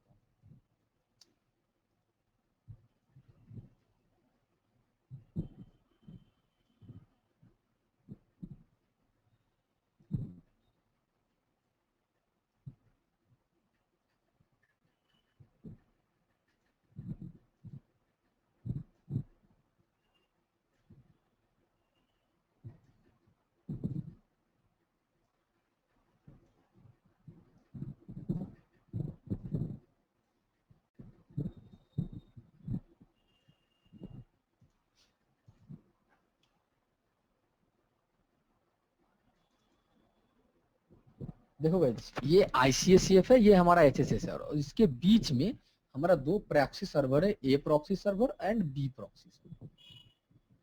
करेक्ट, हम लोग दो प्रॉक्सी सर्वर है, ओके। और इसमें सपोज करो ये UAR जा रहा है, UAR, ओके।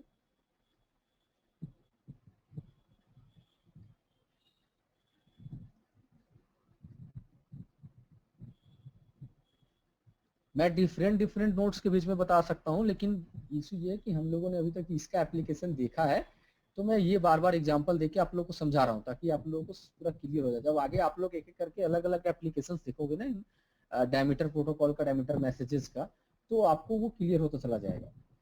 बस यही कॉन्सेप्ट आपको याद रखना है, बस उसको रिप्लेस करते रहना, करेक्ट। तो गाइस क्या है, हमारा दो नोड है ICSCF और HSS, इसके बीच में हमारा UAR मैसेज जाना है, करेक्ट। और इस बीच में दो ये है लाइक प्रॉक्सी है, ओके। तो इसी को हम लोग एक वन बाय वन सारे इसको होप कह सकते हैं। ये एक A एक होप हो गया, B एक होप हो गया, HSS एक होप हो गया, करेक्ट। तो अब क्या है, होप बाय होप आइडेंटिफायर एक हेडर है, ठीक है, जो कुछ वैल्यू कंटेन करता है। वो क्या वैल्यू कंटेन, इसमें सपोज करो होप बाय होप आइडेंटिफायर को हम लोग नॉर्मल यहाँ पर ID से डिनोट करते हैं, ठीक। पूरी तो सपोज करो कि पहले क्या है, जब ICSCF ने कोई रिक्वेस्ट भेजा, ICSCF जो UAR भेजा, ओके, उस UAR में होप बाय होप आइडेंटिफायर का वैल्यू इसने 1 भेजा, ओके। अब यहाँ पे ये सर्वर क्या करेगा, ये सर्वर ये करेगा कि इस वैल्यू जो ID 1 आया, ID जो 1 आया, ओके, इसको स्टोर कर लेगा खुद के पास, ओके। क्या करेगा, स्टोर कर लेगा। एंड ये ID में क्या करेगा, ID में 2 डाल के आगे भेज देगा, ओके। अब यहाँ पे जब B के पास आएगा तो ये क्या करेगा, ID में इसको क्या रिसीव हुआ, होप बाय होप आइडेंटिफायर में इसको यहाँ पे 2 रिसीव हुआ, करेक्ट। तो अब ये 2 को स्टोर कर लेगा, ओके। और ये क्या डाल के भेज देगा ID में, सपोज 3 डाल के ये आगे भेज देगा, ओके। अब यहां पर इसको ID में क्या रिसीव हो गया, ID में इसको 3 रिसीव हो गया, ओके। अब जब ये HSS UA भेजेगा तो ये ID में क्या भेजेगा, ये ID में भेजेगा इसको 3, करेक्ट। B को इसने ID में क्या भेजा, 3 भेजा। तो अब B क्या करेगा, B क्या करेगा कि B को तो पता है ना कि हमने 3 ID किसको असाइन किया था, जिसके जो रिक्वेस्ट, जो यूजर जो रिक्वेस्ट ID 2 वैल्यू लेके आया था उसको मैंने 3 असाइन किया था और 2 को मैंने स्टोर कर लिया था, करेक्ट। तो यहाँ पर जैसे ही B को 3 रिसीव होगा होप बाय होप आइडेंटिफायर, तो उसके लिए वो क्या करेगा, 3 को फिर से वहां से 3 को 2 से रिप्लेस कर देगा, 3 रिप्लेस्ड बाय 2, 3 को वहां से हटा करके उसको 2 उसमें डाल देगा और आगे उसको फॉरवर्ड कर देगा। तो क्या हो गया, इस पार्टिकुलर होप पे उस रिक्वेस्ट और उस रिक्वेस्ट के रिस्पॉन्स को उसने मैच कर लिया, करेक्ट। इस पार्टिकुलर होप पे उसने उस रिक्वेस्ट को रिस्पॉन्स को मैच कर लिया, यही इसका डिफिनेशन है। Hop by hop identifier field carries a identifier that used to match request and response over that hop. ये जो आइडेंटिफायर है, इस आइडेंटिफायर से यहाँ पे इसने उसको ये कर लिया। अब यहाँ पे ID में इसको क्या रिसीव हुआ, ID में यहाँ पे इसको रिसीव हुआ 2, करेक्ट। जब इसको 2 रिसीव हुआ तो इसको पता है, मींस लाइक A सर्वर को पता है कि 2 हमने उसके लिए भेजा था जिसके लिए मैंने 1 को स्टोर किया था, करेक्ट। तो वहां पे क्या करेगा, इसको 2 को रिप्लेस कर देगा, रिप्लेस्ड बाय 1, और इसको आगे भेज देगा। और आफ्टर ऑल क्या हो गया, आईसीएससी को जो यूआर मिला वहां पर उसको आईडी में 1। तो ईच एंड एवरी होप पे इसने होप बाय होप आइडेंटिफायर को मैच करा लिया, करेक्ट। तो इस होप बाय होप आइडेंटिफायर का यही मेजर काम है, ये इसका यूज किया जाता है ईच एंड एवरी होप पे रिक्वेस्ट एंड रिस्पॉन्स को मैच कराने के लिए, करेक्ट। या रिक्वेस्ट एंड रिस्पॉन्सेज लिखो या फिर रिक्वेस्ट एंड आंसर लिख लो, कोई इशू नहीं है, ओके। तो ये रहा गाइस। अब किसी को इसमें कोई कंफ्यूजन है? एक छोटा नहीं सा सर। यहाँ पे, ओके, ये ID3, यहाँ से ID3 था वो, वही यहाँ पे कोई चीज नहीं, सिर्फ ये जहाँ पे होप्स होते हैं वहां पे इसको चेंज किया। तो हमारा होप बाय होप आइडेंटिफायर आप लोगों को समझ में आ गया, इसमें आप लोग नोट डाउन कर लिया था इसका डेफिनेशन, करेक्ट। अब हम लोग आगे बढ़ते हैं, हम लोग अब देखते हैं इन टू आइडेंटिफायर। अब जब आप लोग देखोगे नॉर्मल एक सपोज इसको ये भी एक देख लो, ये देखो होप बाय आइडेंटिफायर, ये एक वैल्यू जाता है इस तरीके से 32 बिट का अनसाइंड एक ये होता है, 16 बिट का अनसाइंड ये वैल्यू रहता है इसमें, ठीक। एक रेंडम वैल्यू होता है, इसको कोई डिफिनिट नहीं है क्या है, एक रेंडम वैल्यू रहता है।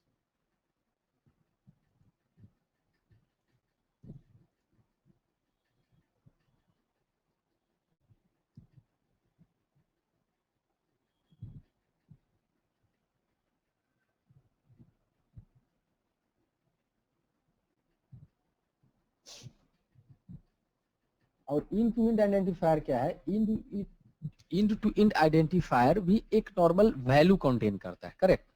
बस वो क्या है कि सपोज जब यूएआर जो आईसीएसएफ ने भेजा, उसने अगर सपोज इनटू इंड आइडेंटिफायर में इनटू अगर 3 डाल के भेजा, तो वो उसको यूएए में भी इनटू आइडेंटिफायर का वैल्यू 3 रिसीव होना चाहिए, तभी इसी यूज के लिए इनटू आइडेंटिफायर का यूज किया जाता है। इसका मेजर वर्क होता है डुप्लीकेट मैसेज को डिटेक्ट करने के लिए, ओके। और ये क्या करता है,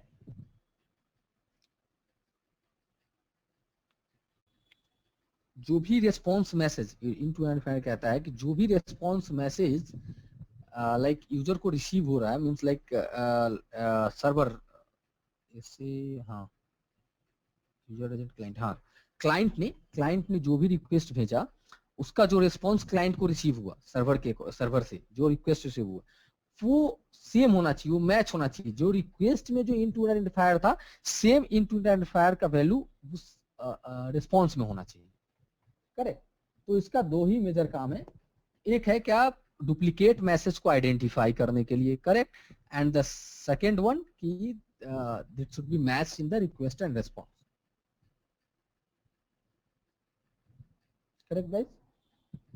तो आप लोग इसको इनटू इंड आइडेंटिफायर, ये इसका छोटा सा डेफिनेशन है, एक आप लोग नोट डाउन कर लो।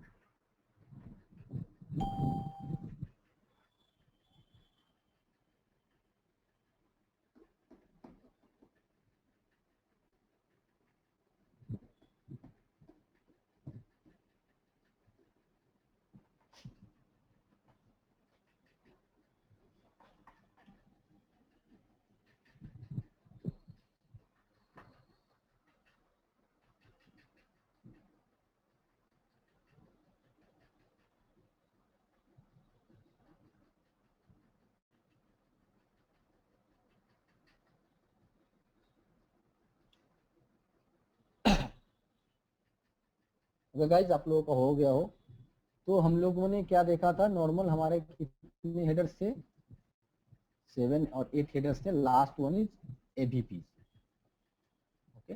तो हम लोग एबीपी के बारे में डिस्कस करेंगे। ये क्या होता है? एट्रीब्यूट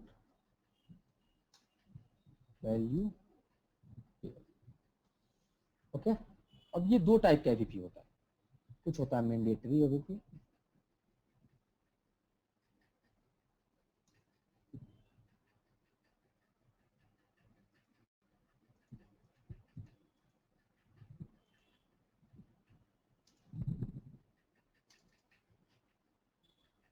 अब मैंडेटरी एबीपी क्या क्या होता है? ओरिजिन होस्ट, सब लोग नोट डाउन करते रहेंगे। Origin realm,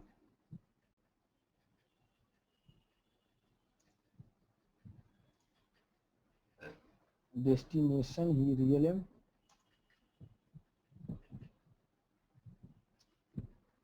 session ID. Optional, optional तो वैसे बहुत सारा एबीपी है, बट कुछ मैं नोट डाउन करा देता हूँ। मीन्स लाइक इन चारों को छोड़ करके बाकी जितना सारा है वो ऑप्शनल ही होता है। करेक्ट, ये तो आप लोग एजम्पशन लगा ही सकते हो। तो कुछ मेजर है, उन मेजर को बस आप लोग नोट डाउन कर लो। ऑप्शनल में भी कुछ मेजर होते हैं।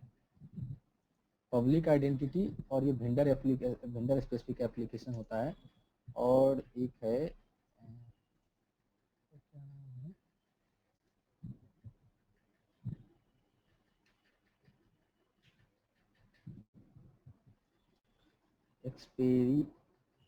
Experimental results and server capabilities.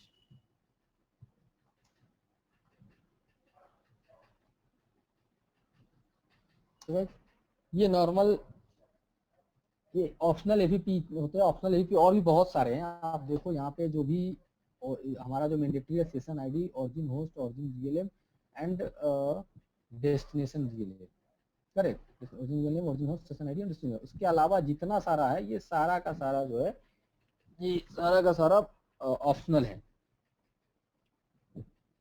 Optional के बारे में ज्यादा इतना समझ लो कि नॉर्मल अगर ऑप्शनल में कुछ एक दो बताने के लिए बोले तो आप लोग नॉर्मल बोल सकते हो एक्सपेरिमेंटल रिजल्ट, जिसमें वो जो हम लोगों ने उस किसी को अगर याद होगा तो एक रिस्पांस कोड हम लोगों ने देखा था 1xx 2xx 3xx। Correct, 3 time x, वो वाला जो हम लोगों ने देखा था डायमीटर के लिए 2001 2002। वो जो रिस्पांस कोड है वो कहाँ मिल रहा है? वो एक्सपेरिमेंटल रिजल्ट में मिलता है।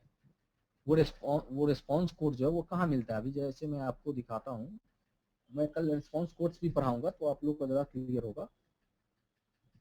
अगर हम लोग देखो, ये जैसे ये क्या है? रिक्वेस्ट है। जब हम लोग आंसर को खोलेंगे तो इसमें एक्सपेरिमेंटल रिजल्ट होगा। करेक्ट, अब एक्सपेरिमेंटल रिजल्ट को जब हम लोग खोलेंगे तो इसमें एक्सपेरिमेंटल रिजल्ट हो, इसके अंदर देखो ये है डायमीटर फर्स्ट रजिस्ट्रेशन 2001।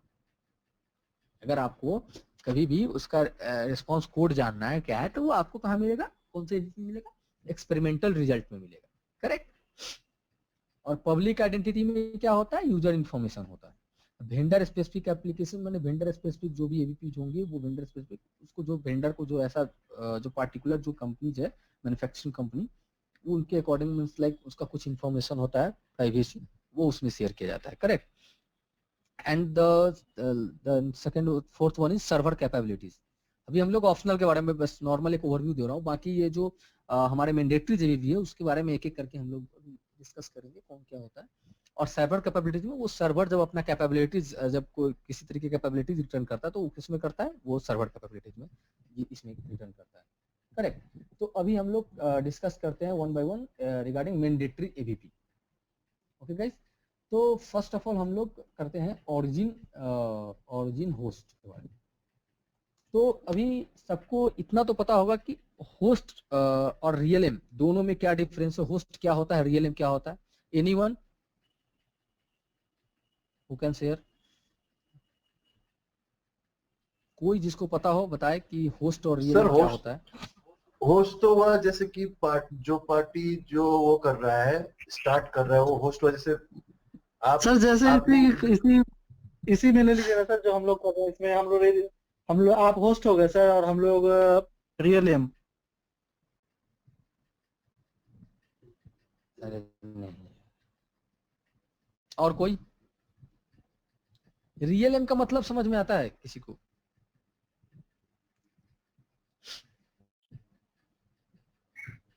किसी को नहीं समझ में आता है, जबकि ये कितना बार इस क्लास में डिस्कस हुआ होगा। और डोमेन का मतलब होस्ट किसी को समझ में मतलब आता है क्या?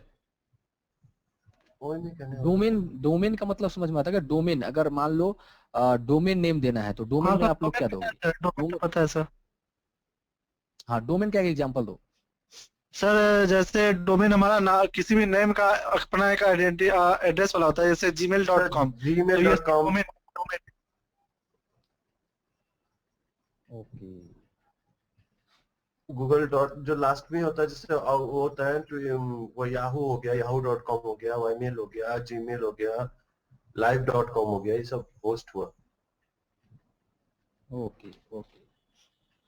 और रियल एम तो हो गया, वही, जैसे मैं जैसे मेरा है भास्कर.break@gmail.com, तो भास्कर.break रियल एम हो गया। नहीं नहीं, भास्कर डॉट ब्रेक जो है ना वो आपका होस्ट हो गया, और रियल एम क्या होगा? @ जो gmail.com है वो आपका रियल एम हो गया। सर, ये नेम मीन्स डोमेन, स- डोमेन नेम। हाँ, डोमेन नेम, करेक्ट। मैं बस वो, आप ओके। लोगों को डोमेन के अकॉर्डिंग पता है, अब इसके अकॉर्डिंग पता नहीं था, वही हम लोग अभी डिस्कस करते हैं। करेक्ट। किसी को कोई कंफ्यूजन है तो क्लियर कर लो।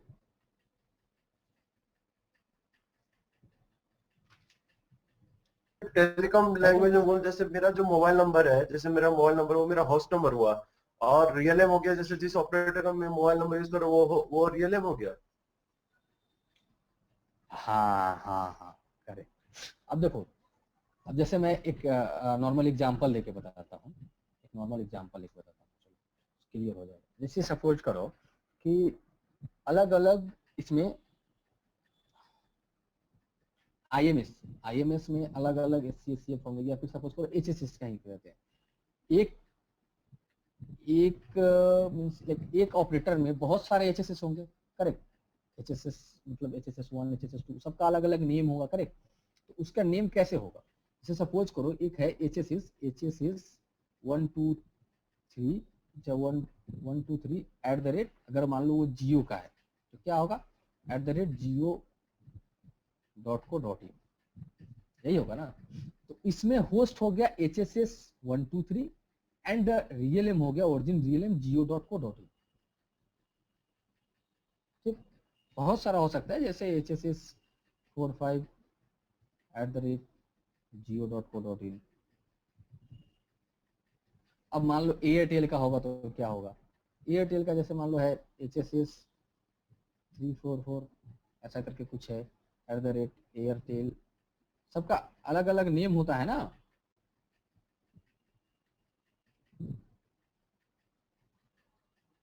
Correct guys.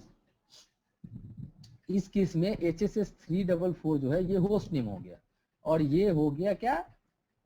Real M, origin मतलब ये रियल एम हो गया। अब ओरिजिन रियल एम क्या है वो मैं बताता हूँ। ओके, इतना समझ में आ गया होगा सबको?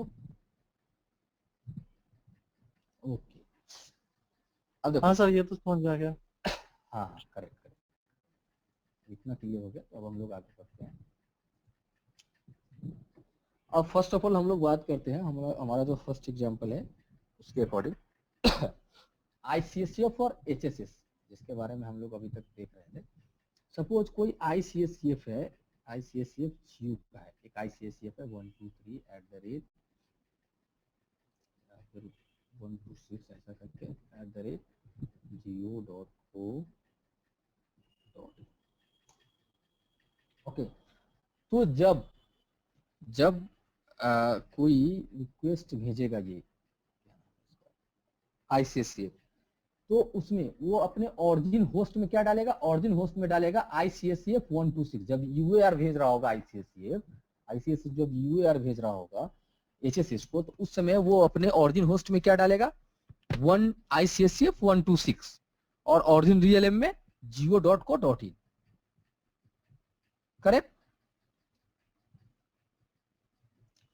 ओके, अब सपोज करो कि वो एचएसएस को किसी HSS455 को भेज रहा है, तो वहां पर उसका क्या मांग रहा है, डेस्टिनेशन रियल नेम। तो डेस्टिनेशन रियल नेम में क्या चल जाएगा, सिर्फ @geo.co.in, क्योंकि डेस्टिनेशन का कोई होस्ट नहीं जाता है, सिर्फ रियल नेम जाता है।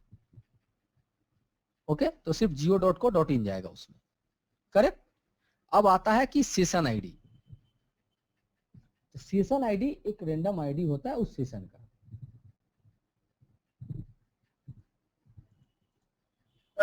एक बार फिर से थोड़ा एक बार थोड़ा सा बता दीजिए फिर से एक बार सबसे जैसे यही ये दोनों का एग्जांपल लेके फिर से बता दीजिए एक बार। ओके, ओरिजिन होस्ट में जैसे HSS 455 गया आपका। हाँ। तो साला नेटवर्क भी स्लो है थोड़ा। देखो जैसे मैं एक नॉर्मल आप लोगों को दिखाता हूँ तो उससे ज्यादा क्लियर हो जाएगा आपको। अभी देखो ये तो हमारा ये रहा हमारा रिक्वेस्ट, ठीक है। अब ये ICSCF रिक्वेस्ट भेज रहा है किसको, देखो सबसे पहले से सेशन आईडी के बारे में जान लो। सेशन आईडी, ये सेशन आईडी में क्या जा रहा है, एक नॉर्मल रैंडम सेशन आईडी जा रहा है, ठीक है। ये जो आ रहा है 4573, एक सेशन का नॉर्मल एक आईडी है, इसमें कुछ ज्यादा दिमाग लगाना है। ये नॉर्मल नेटवर्क सेलेक्ट करता है, एक सेशन आईडी है। या फिर आप लोग जब टेस्टिंग करोगे अपने टेस्ट बेड में तो आप उसको हार्ड कोड कर सकते हो सेशन आईडी कि ये हम लोग एक पार्टिकुलर सेशन आईडी के लिए ही ये टेस्ट कर रहे हैं, तो उसको हार्ड कोड कर दोगे तो वही सेशन आईडी उसमें जाएगा। करेक्ट, तो इसमें कुछ नहीं है। अब ऑरिजिन होस्ट, अब ऑरिजिन होस्ट में क्या देखो क्या जाता है, ICSF.OpenIMS.test जा रहा है। करेक्ट, तो इसमें पूरा जा रहा है। बट जब ओरिजिन रियल एम की बात हो रही है तो इसमें क्या जा रहा है, सिर्फ OpenIMS.test जा रहा है, ICSF नहीं जा रहा है, क्योंकि ICSF यहाँ पे क्या है, सिर्फ और सिर्फ होस्ट नेम है। करेक्ट, और रियल एम नहीं है, तो रियल एम यहाँ पे जाएगा, सिर्फ ओरिजिन रियल एम में सिर्फ रियल एम जाएगा। तो अगर यहाँ पे लाइक ये क्या होता है कि एक डमी टाइप से हम लोग टेस्ट करते हैं हम अपने टेस्ट बेड पे, तो वहाँ का एक डमी हमारे पास ये होता है। तो यहाँ पे उतना जब लाइव नेटवर्क पे होगा तो सिर्फ वहाँ पे होस्ट नेम जाएगा और रियल नेम, जिस तरीके से मैं यहाँ बता रहा हूँ आपको वैसा होगा। जब एक लाइव नेटवर्क पे होगा तो वो नॉर्मल ऐसा होगा कि जब जैसे सपोज करो इस केस के लिए हम लोग इस केस के लिए अभी लिखते हैं कि कहाँ पर क्या वैल्यू जाएगा, ठीक है। ये जो मैंडेटरी अभी पीछे उसके लिए नॉर्मल लिख लेते हैं। तो सबसे पहले क्या आता है, सबसे पहले हमारा आता है सेशन आईडी। करेक्ट, तो सेशन आईडी सपोज करो कुछ ऐसा करके है, ये एक सेशन आईडी हो गया, रैंडम सेशन आईडी। ओके, अब आ गया ओरिजिन होस्ट। तो यहाँ ओरिजिन होस्ट में क्या जाएगा, सपोज यहाँ पे क्या हो रहा है हमारे इस केस में, क्या हो रहा है कि ICSCF 126 जो है HSS 344 को UAR भेज रहा है, ठीक। तो अब इस केस में क्या होगा, यहाँ पे ओरिजिन होस्ट क्या चला जाएगा, ओरिजिन होस्ट चला जाएगा ICSCF 123। ओके, अब ओरिजिन रियल एम क्या चला जाएगा,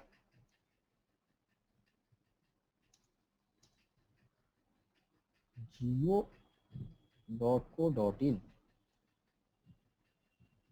ओके, और हमारा डेस्टिनेशन रियल एम क्या चला जाएगा,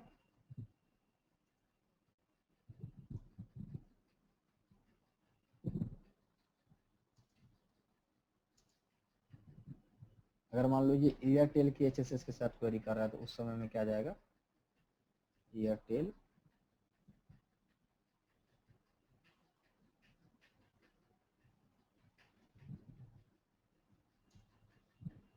.co.in। अब तो समझ क्लियर हो गया होगा किसी को। हाँ सर ये क्लियर है। ओके, तो गाइज अभी देखो इसमें एक मेजर क्वेश्चन है, एक मेजर क्वेश्चन है जो आप लोग आइडेंटिफाई नहीं कर पा रहे हो अभी। ये क्वेश्चन ये है कि डेस्टिनेशन होस्ट नहीं दिख रहा, डेस्टिनेशन होस्ट इसमें क्यों नहीं जा रहा है। आपसे इंटरव्यूअर एक क्वेश्चन ऐसा पूछ सकता है, is destination host is a this one mandatory AVP और ऑप्शनल एवीपी। मतलब डेस्टिनेशन होस्ट क्या होता है, एक मैंडेटरी एवीपी है या ऑप्शनल एवीपी है, या फिर वो मैंडेटरी एवीपी क्यों नहीं है, why destination host is not an mandatory AVP. आपसे ऐसा क्वेश्चन पूछ सकता है। तो इसके बारे में हम लोग कल डिस्कस करेंगे। ये क्वेश्चन आप लोग नोट डाउन कर लेना कि डेस्टिनेशन होस्ट इसमें क्यों नहीं जाता है मैंडेटरी एवीपी में।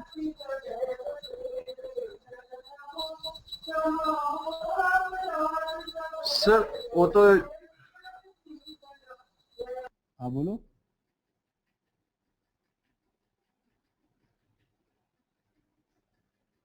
बोलो बोलो भास्कर, कुछ बोल रहे थे क्या? डेस्टिनेशन वो सिक्योरिटी पर्पस से नहीं जाता होगा ना, या उसमें क्या वो, हाँ वो जो भी है, कल हम लोग उसके एक क्वेश्चन बस याद रखना, अगर माइट भी मैं इसको डिस्कस करना भूल जाऊं, क्योंकि अभी और आगे कुछ देखना, वो कल के क्लास में ऑलरेडी कवर होगा। तो अगर मैं भूल जाऊं तो कोई क्वेश्चन को रिपीट कर लेना कि डेस्टिनेशन होस्ट क्यों नहीं जा रहा था, उसके बारे में मतलब बता दीजिए। तो वो मैं, ये एक मेजर क्वेश्चन है, पूछता है कि डेस्टिनेशन होस्ट क्यों नहीं जाता है और why it is not an mandatory ABP. ये क्वेश्चन इंटरव्यू में मेजर टाइम पूछा जाता है। जब भी डायमीटर पूछेगा तो इतना क्वेश्चन पूछेगा, ये क्वेश्चन पूछ ही देता है। ओके, तो गाइस देखो, अभी हम लोगों ने कुछ बड़ा ऐसा कुछ डायमीटर में कुछ नहीं पढ़ा है। अभी नॉर्मल डायमीटर क्या है, उसका नेटवर्क में क्या यूसेज है, which kind of operations diameter is doing in the network, and what are their headers and what are the mandatory AVP and that optional AVPs, इसके बारे में देखा है, करेक्ट। अब इतना जब हम लोग देख लिए हैं, तो अभी मेजर में आप लोग को एक चीज और इसमें दिखा दे।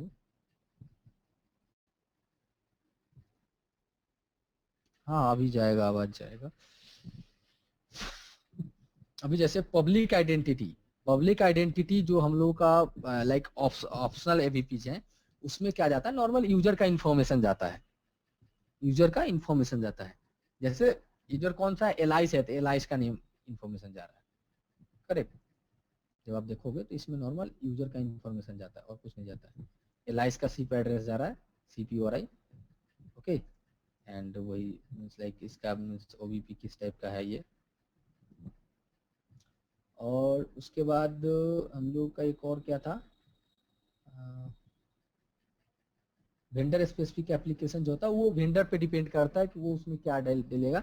वो वेंडर मतलब लाइक उसमें मेजरली वही जाता है, एप्लीकेशन आईडी उस वेंडर का। सपोज कि अलग अलग देखो क्या होता है कि HSS किसी का, मैंने सपोज करो कि जियो है, अब जैसे इंडिया का जियो है, तो वो क्या करता है, कभी कभी MME नोकिया का लगा लिया है और HSS एरिक्सन का ले रखा हेलो है। मेरा आवाज आ रहा है? हेलो या हाँ हेलो, आ रहा है। हाँ हाँ, क्या हुआ भास्कर, तुम्हारा आवाज आ रहा है?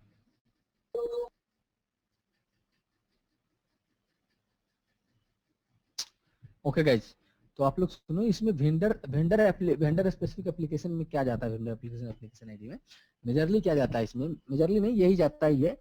ये क्या होता है कि हर एक, सपोज कि यहाँ पर सर इंडिया का जो जियो हो गया, तो जियो क्या करता है, बहुत जगह बहुत सारे लोकेशन पे इसका ऐसे रहता है कि वहाँ पे एमई जो है, MME, या फिर सपोज करो HSS एंड SCSCF और IMS, हाँ CSCF जो है वो, उसने CSCF ले रखा है नोकिया का, एंड HSS ले रखा है एरिक्सन का। क्योंकि HSS क्या है, एक नॉर्मल डाटाबेस है, तो वो पुराना वाला ही है, उसमें डाटाबेस है, ठीक है। सपोज करो कि एरिक्सन के IMS में कुछ इशू आ गया, तो उसने उसको रिप्लेस कर दिया नोकिया के IMS से, करेक्ट।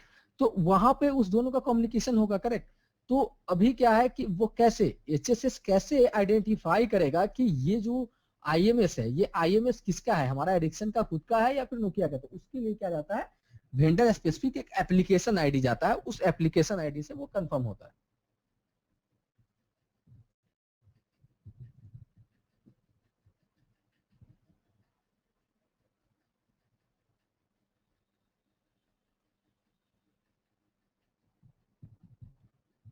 ओके गाइज, तो ये है हमारा नॉर्मल इसके बारे में, क्या बोले, वेंडर स्पेसिफिक एप्लीकेशन के बारे में, पब्लिक आइडेंटिफायर के बारे में बता दें। एक्सपेरिमेंटल रिजल्ट, अब एक्सपेरिमेंटल रिजल्ट के बारे में हम लोगों ने आपको नॉर्मली बता ही दिया है कि एक्सपेरिमेंटल रिजल्ट कब होगा। एक्सपेरिमेंटल रिजल्ट सिर्फ और सिर्फ आंसर में होगा, रिक्वेस्ट में कभी नहीं होगा, ठीक है।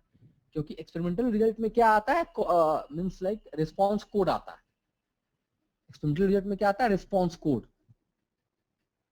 तो वो क्या होता है रिस्पॉन्स कोड, वो रिस्पॉन्स कोड, ये नॉर्मल एक्सपेरिमेंटल रिजल्ट एक एबीपी है, उस एबीपी में आपको रिस्पॉन्स कोड, आप जब जाओगे इसमें एक्सपेरिमेंटल रिजल्ट में, ये एक्सपेरिमेंटल रिजल्ट कोड बोल के आएगा। तो इसमें ये बहुत सारा है, मैं कल बताऊंगा कि कितना सारा मीन्स क्या इंपॉर्टेंट है, वो सारा एटलीस्ट आपको याद रखना पड़ेगा कि ये सारा मीन्स लाइक ये रिस्पॉन्स कोड, ये एक्सपेरिमेंटल रिजल्ट कोड इस रिक्वेस्ट के लिए है, ये रिक्वेस्ट कोड इस रिस्पॉन्स कोड इस के लिए है, इस रिक्वेस्ट के लिए, ऐसे करके मैं 1 बाय 1 सबके बारे में बता दूंगा। तो आपको वो आइडेंटिफाई करके याद रखना पड़ेगा।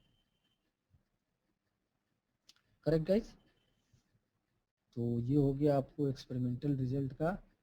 एंड दिस वन, और हाँ this one server capabilities. Server capabilities में क्या जाता है, एक नॉर्मल जो वो सर्वर है उसको खुद का अपना कैपेबिलिटीज शेयर करता है, वो ऑप्शनल हो या मैंडेटरी, वो अलग अलग वो अपना शेयर करता है। करेक्ट?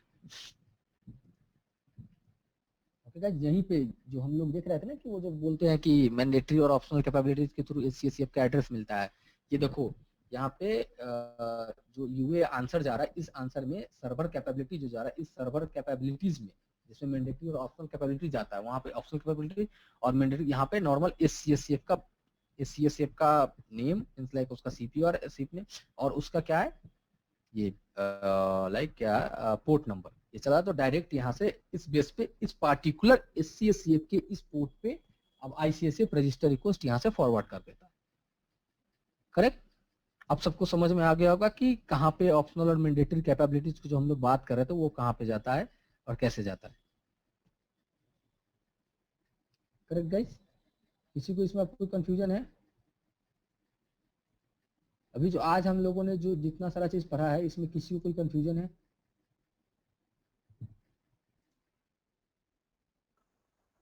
सर नहीं, मेरा बारे में मैं कल कल क्वेश्चन करूंगा सर, क्योंकि आज मेरा बहुत नेटवर्क दिक्कत हुआ है, बहुत जगह पे आवाज आई नहीं, कट गई बहुत कुछ है।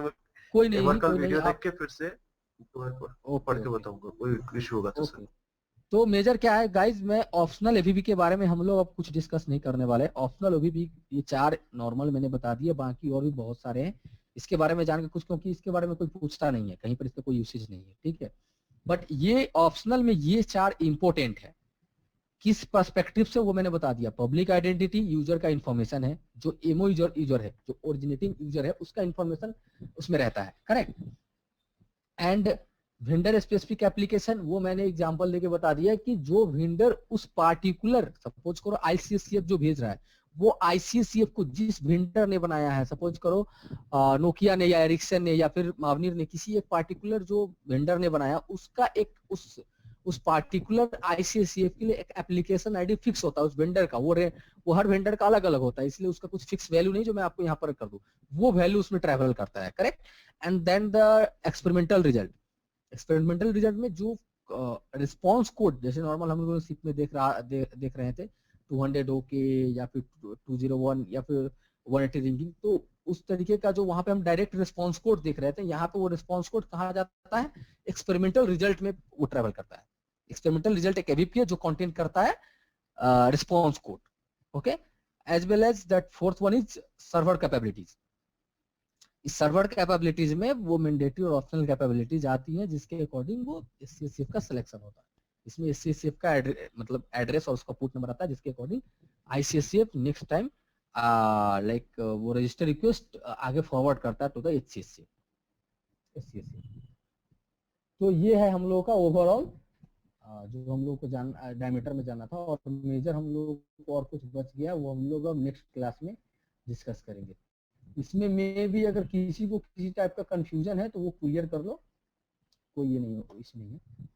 अगर जैसे मान लो कि किसी को ये देखना है कि सपोज करो एमएमई और एचएसएस, ये आप लोग जो है एमएमई और एचएसएस जब भी सर्च करोगे कि एमएमई और एचएसएस के बीच का कॉल फ्लो, तो आपको दिखेगा वहां पर एआई और एआई देख सकते हैं। अभी आज जो हम लोगों ने पढ़ा है इसके ऊपर आप लोग थोड़ा सा वर्कआउट करो, देखो चीजों को, और जितना ज्यादा से ज्यादा इसमें कंफ्यूजन क्रिएट कर सकते हो या जितना ज्यादा से ज्यादा क्वेश्चन मार्क कर सकते हो, निकाल सकते हो, निकालो, ताकि नेक्स्ट क्लास में आप हमसे क्वेरी कर लो, पूछ लो, ताकि यही मींस लाइक जो क्वेश्चन आंसर आप करोगे हमसे या फिर किसी भी अपने दोस्त से, कलीग से, वही आपको बेनिफिट दे सकता है।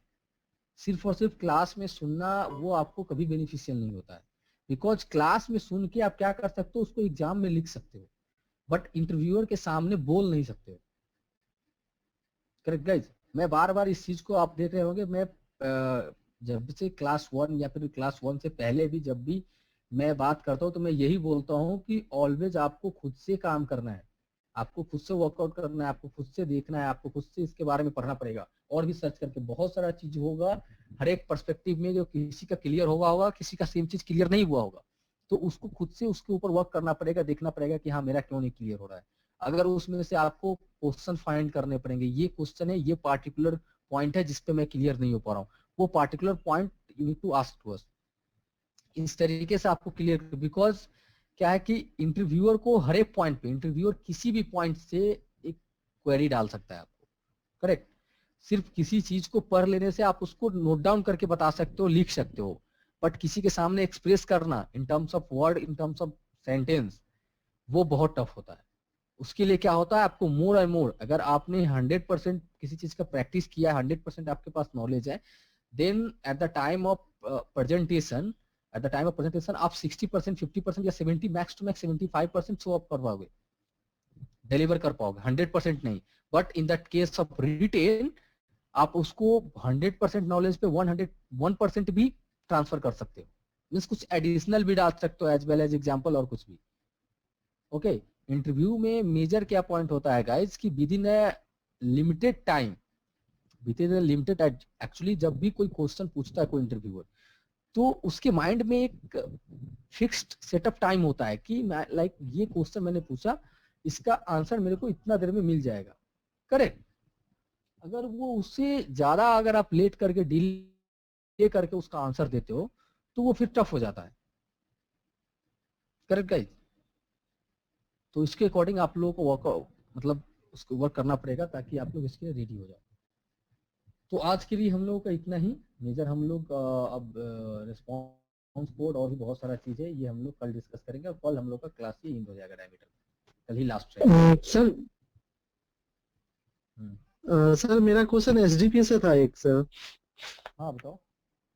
वो लास्ट टाइम मैंने ग्रुप में भी डाला था सर। एक हम लोग जो जैसे उनका हेडर का सारा चीज डाल देते, वर्जन का 0, ओरिजिन का, फिर सेशन का, कॉल आईडी का, टाइम का, मेंबर सॉरी मीडिया का, और एट्रीब्यूट का सर।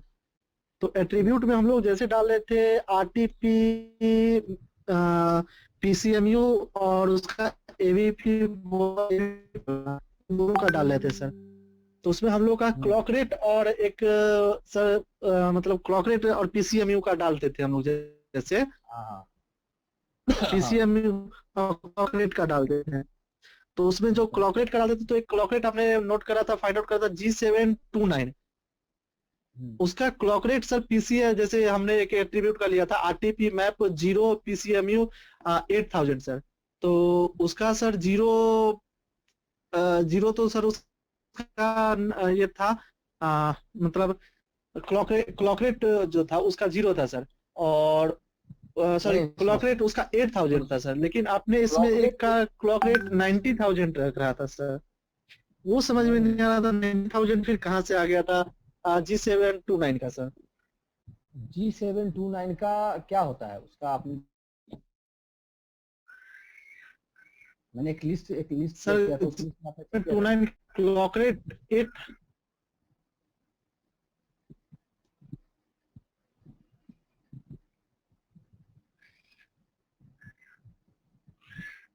हाँ क्या बोल रहे थे तुम? देखो 8000 जो मैंने लिखाया था वो होता है जीरो पेलोड, जो मैंने एग्जांपल जो दिया होगा उसमें मैंने पेलोड 0 रखा होगा, और पेलोड 0 किसका होता है? हाँ सर 0 पेलोड था PCMU का उससे। होता है। हाँ वो पीसीएमयू का होता है, करेक्ट। वो पीसीएमयू का होता है, मतलब वो हाँ सर। G711 कोडेक है। उसके इसमें मैंने हाँ 8000 सर। लिखाया था, और 9 अगर मैंने लिखाया होगा तो वो देखो जैसे 90,000 एक एमए का है, और सपोज जैसे हम लोग G729 सर्च कर लेते हैं कि G729 का क्या है, तो कंफर्म हो जाएगा G722 इसका भी 8000 ही होता है। तो मे भी मैंने कोई दूसरा G723 का ऐसा करके कुछ दिखाया होगा, और मे भी या फिर कुछ 90 से H261 का 90,000 है, तो वो मिस्टेक से माइट भी, अगर मैंने किसी में लिख दिया तो वो मिस्टेक से 90,000 लिखा हुआ होगा, करेक्ट। बट जो कोडेक लिस्ट है जिसका क्लॉक रेट है वो यहाँ डिफाइंड है, इसी के अकॉर्डिंग है, ठीक है। अगर व्हाइट में मैंने कहीं मिस्टेक से लिखा दिया कुछ मिसिंग, तो उसको आप लोग कंसीडर मत करना। इसके अकॉर्डिंग अगर मैच करता है इस लिस्ट के अकॉर्डिंग तो आप इसको पढ़ना, नहीं तो अदरवाइज उसको चेंज करना है, इसके अकॉर्डिंग मॉडिफाई करना। मेजर जो उसको वे था वो कैसे क्या जा रहा है वो समझ में आ गया ना आपको? ओके गाइज, सर वो तो समझ में आ गया था। आज के लिए इतना ही, फिर हम लोग ओके। डिप्लॉयमेंट का क्वेश्चन आप लोग एक काम करो, वो जब राम लोगी जी का क्लास होगा तो वहाँ आप लोग आस्क कर लोगे तो वो बेटर रहेगा। ओके ओके ओके गाइज, तो हम लोग फिर कल मिलते हैं ना, कल का टाइमिंग आज शाम तक अपडेट कर दिया जाएगा। और गाइज मेरे को ये एक चीज मैं आप लोगों की तरफ से एक इनपुट चाहता हूँ, लाइक आप लोग अपने आप को प्रिपेयर कर लियो, वेल प्रिपेयर, जैसे हम लोग बार बार बात कर रहे थे कि हर चीज को बार बार लिखना है, प्रैक्टिस करना है, because we need to express our self in front of someone, correct. तो उसके अकॉर्डिंग हम लोगों को किस तरीके से प्रिपेयर होना चाहिए, हाउ मीन्स लाइक जब हम किसी के ऊपर अपने आप को किसी के सामने एक्सप्रेस कर होते हैं तो हमको हमको हर समय ऐसा प्रिपेयर्ड होना चाहिए कि आउट ऑफ 10 हम 10 आए, करेक्ट। ये नहीं कि आउट ऑफ 10 हम 9 लेके आए वहां से। अगर हम आउट ऑफ 10 पे 10 के लिए जाएंगे तो वहां से 9 और 8 लेके आएंगे, करेक्ट।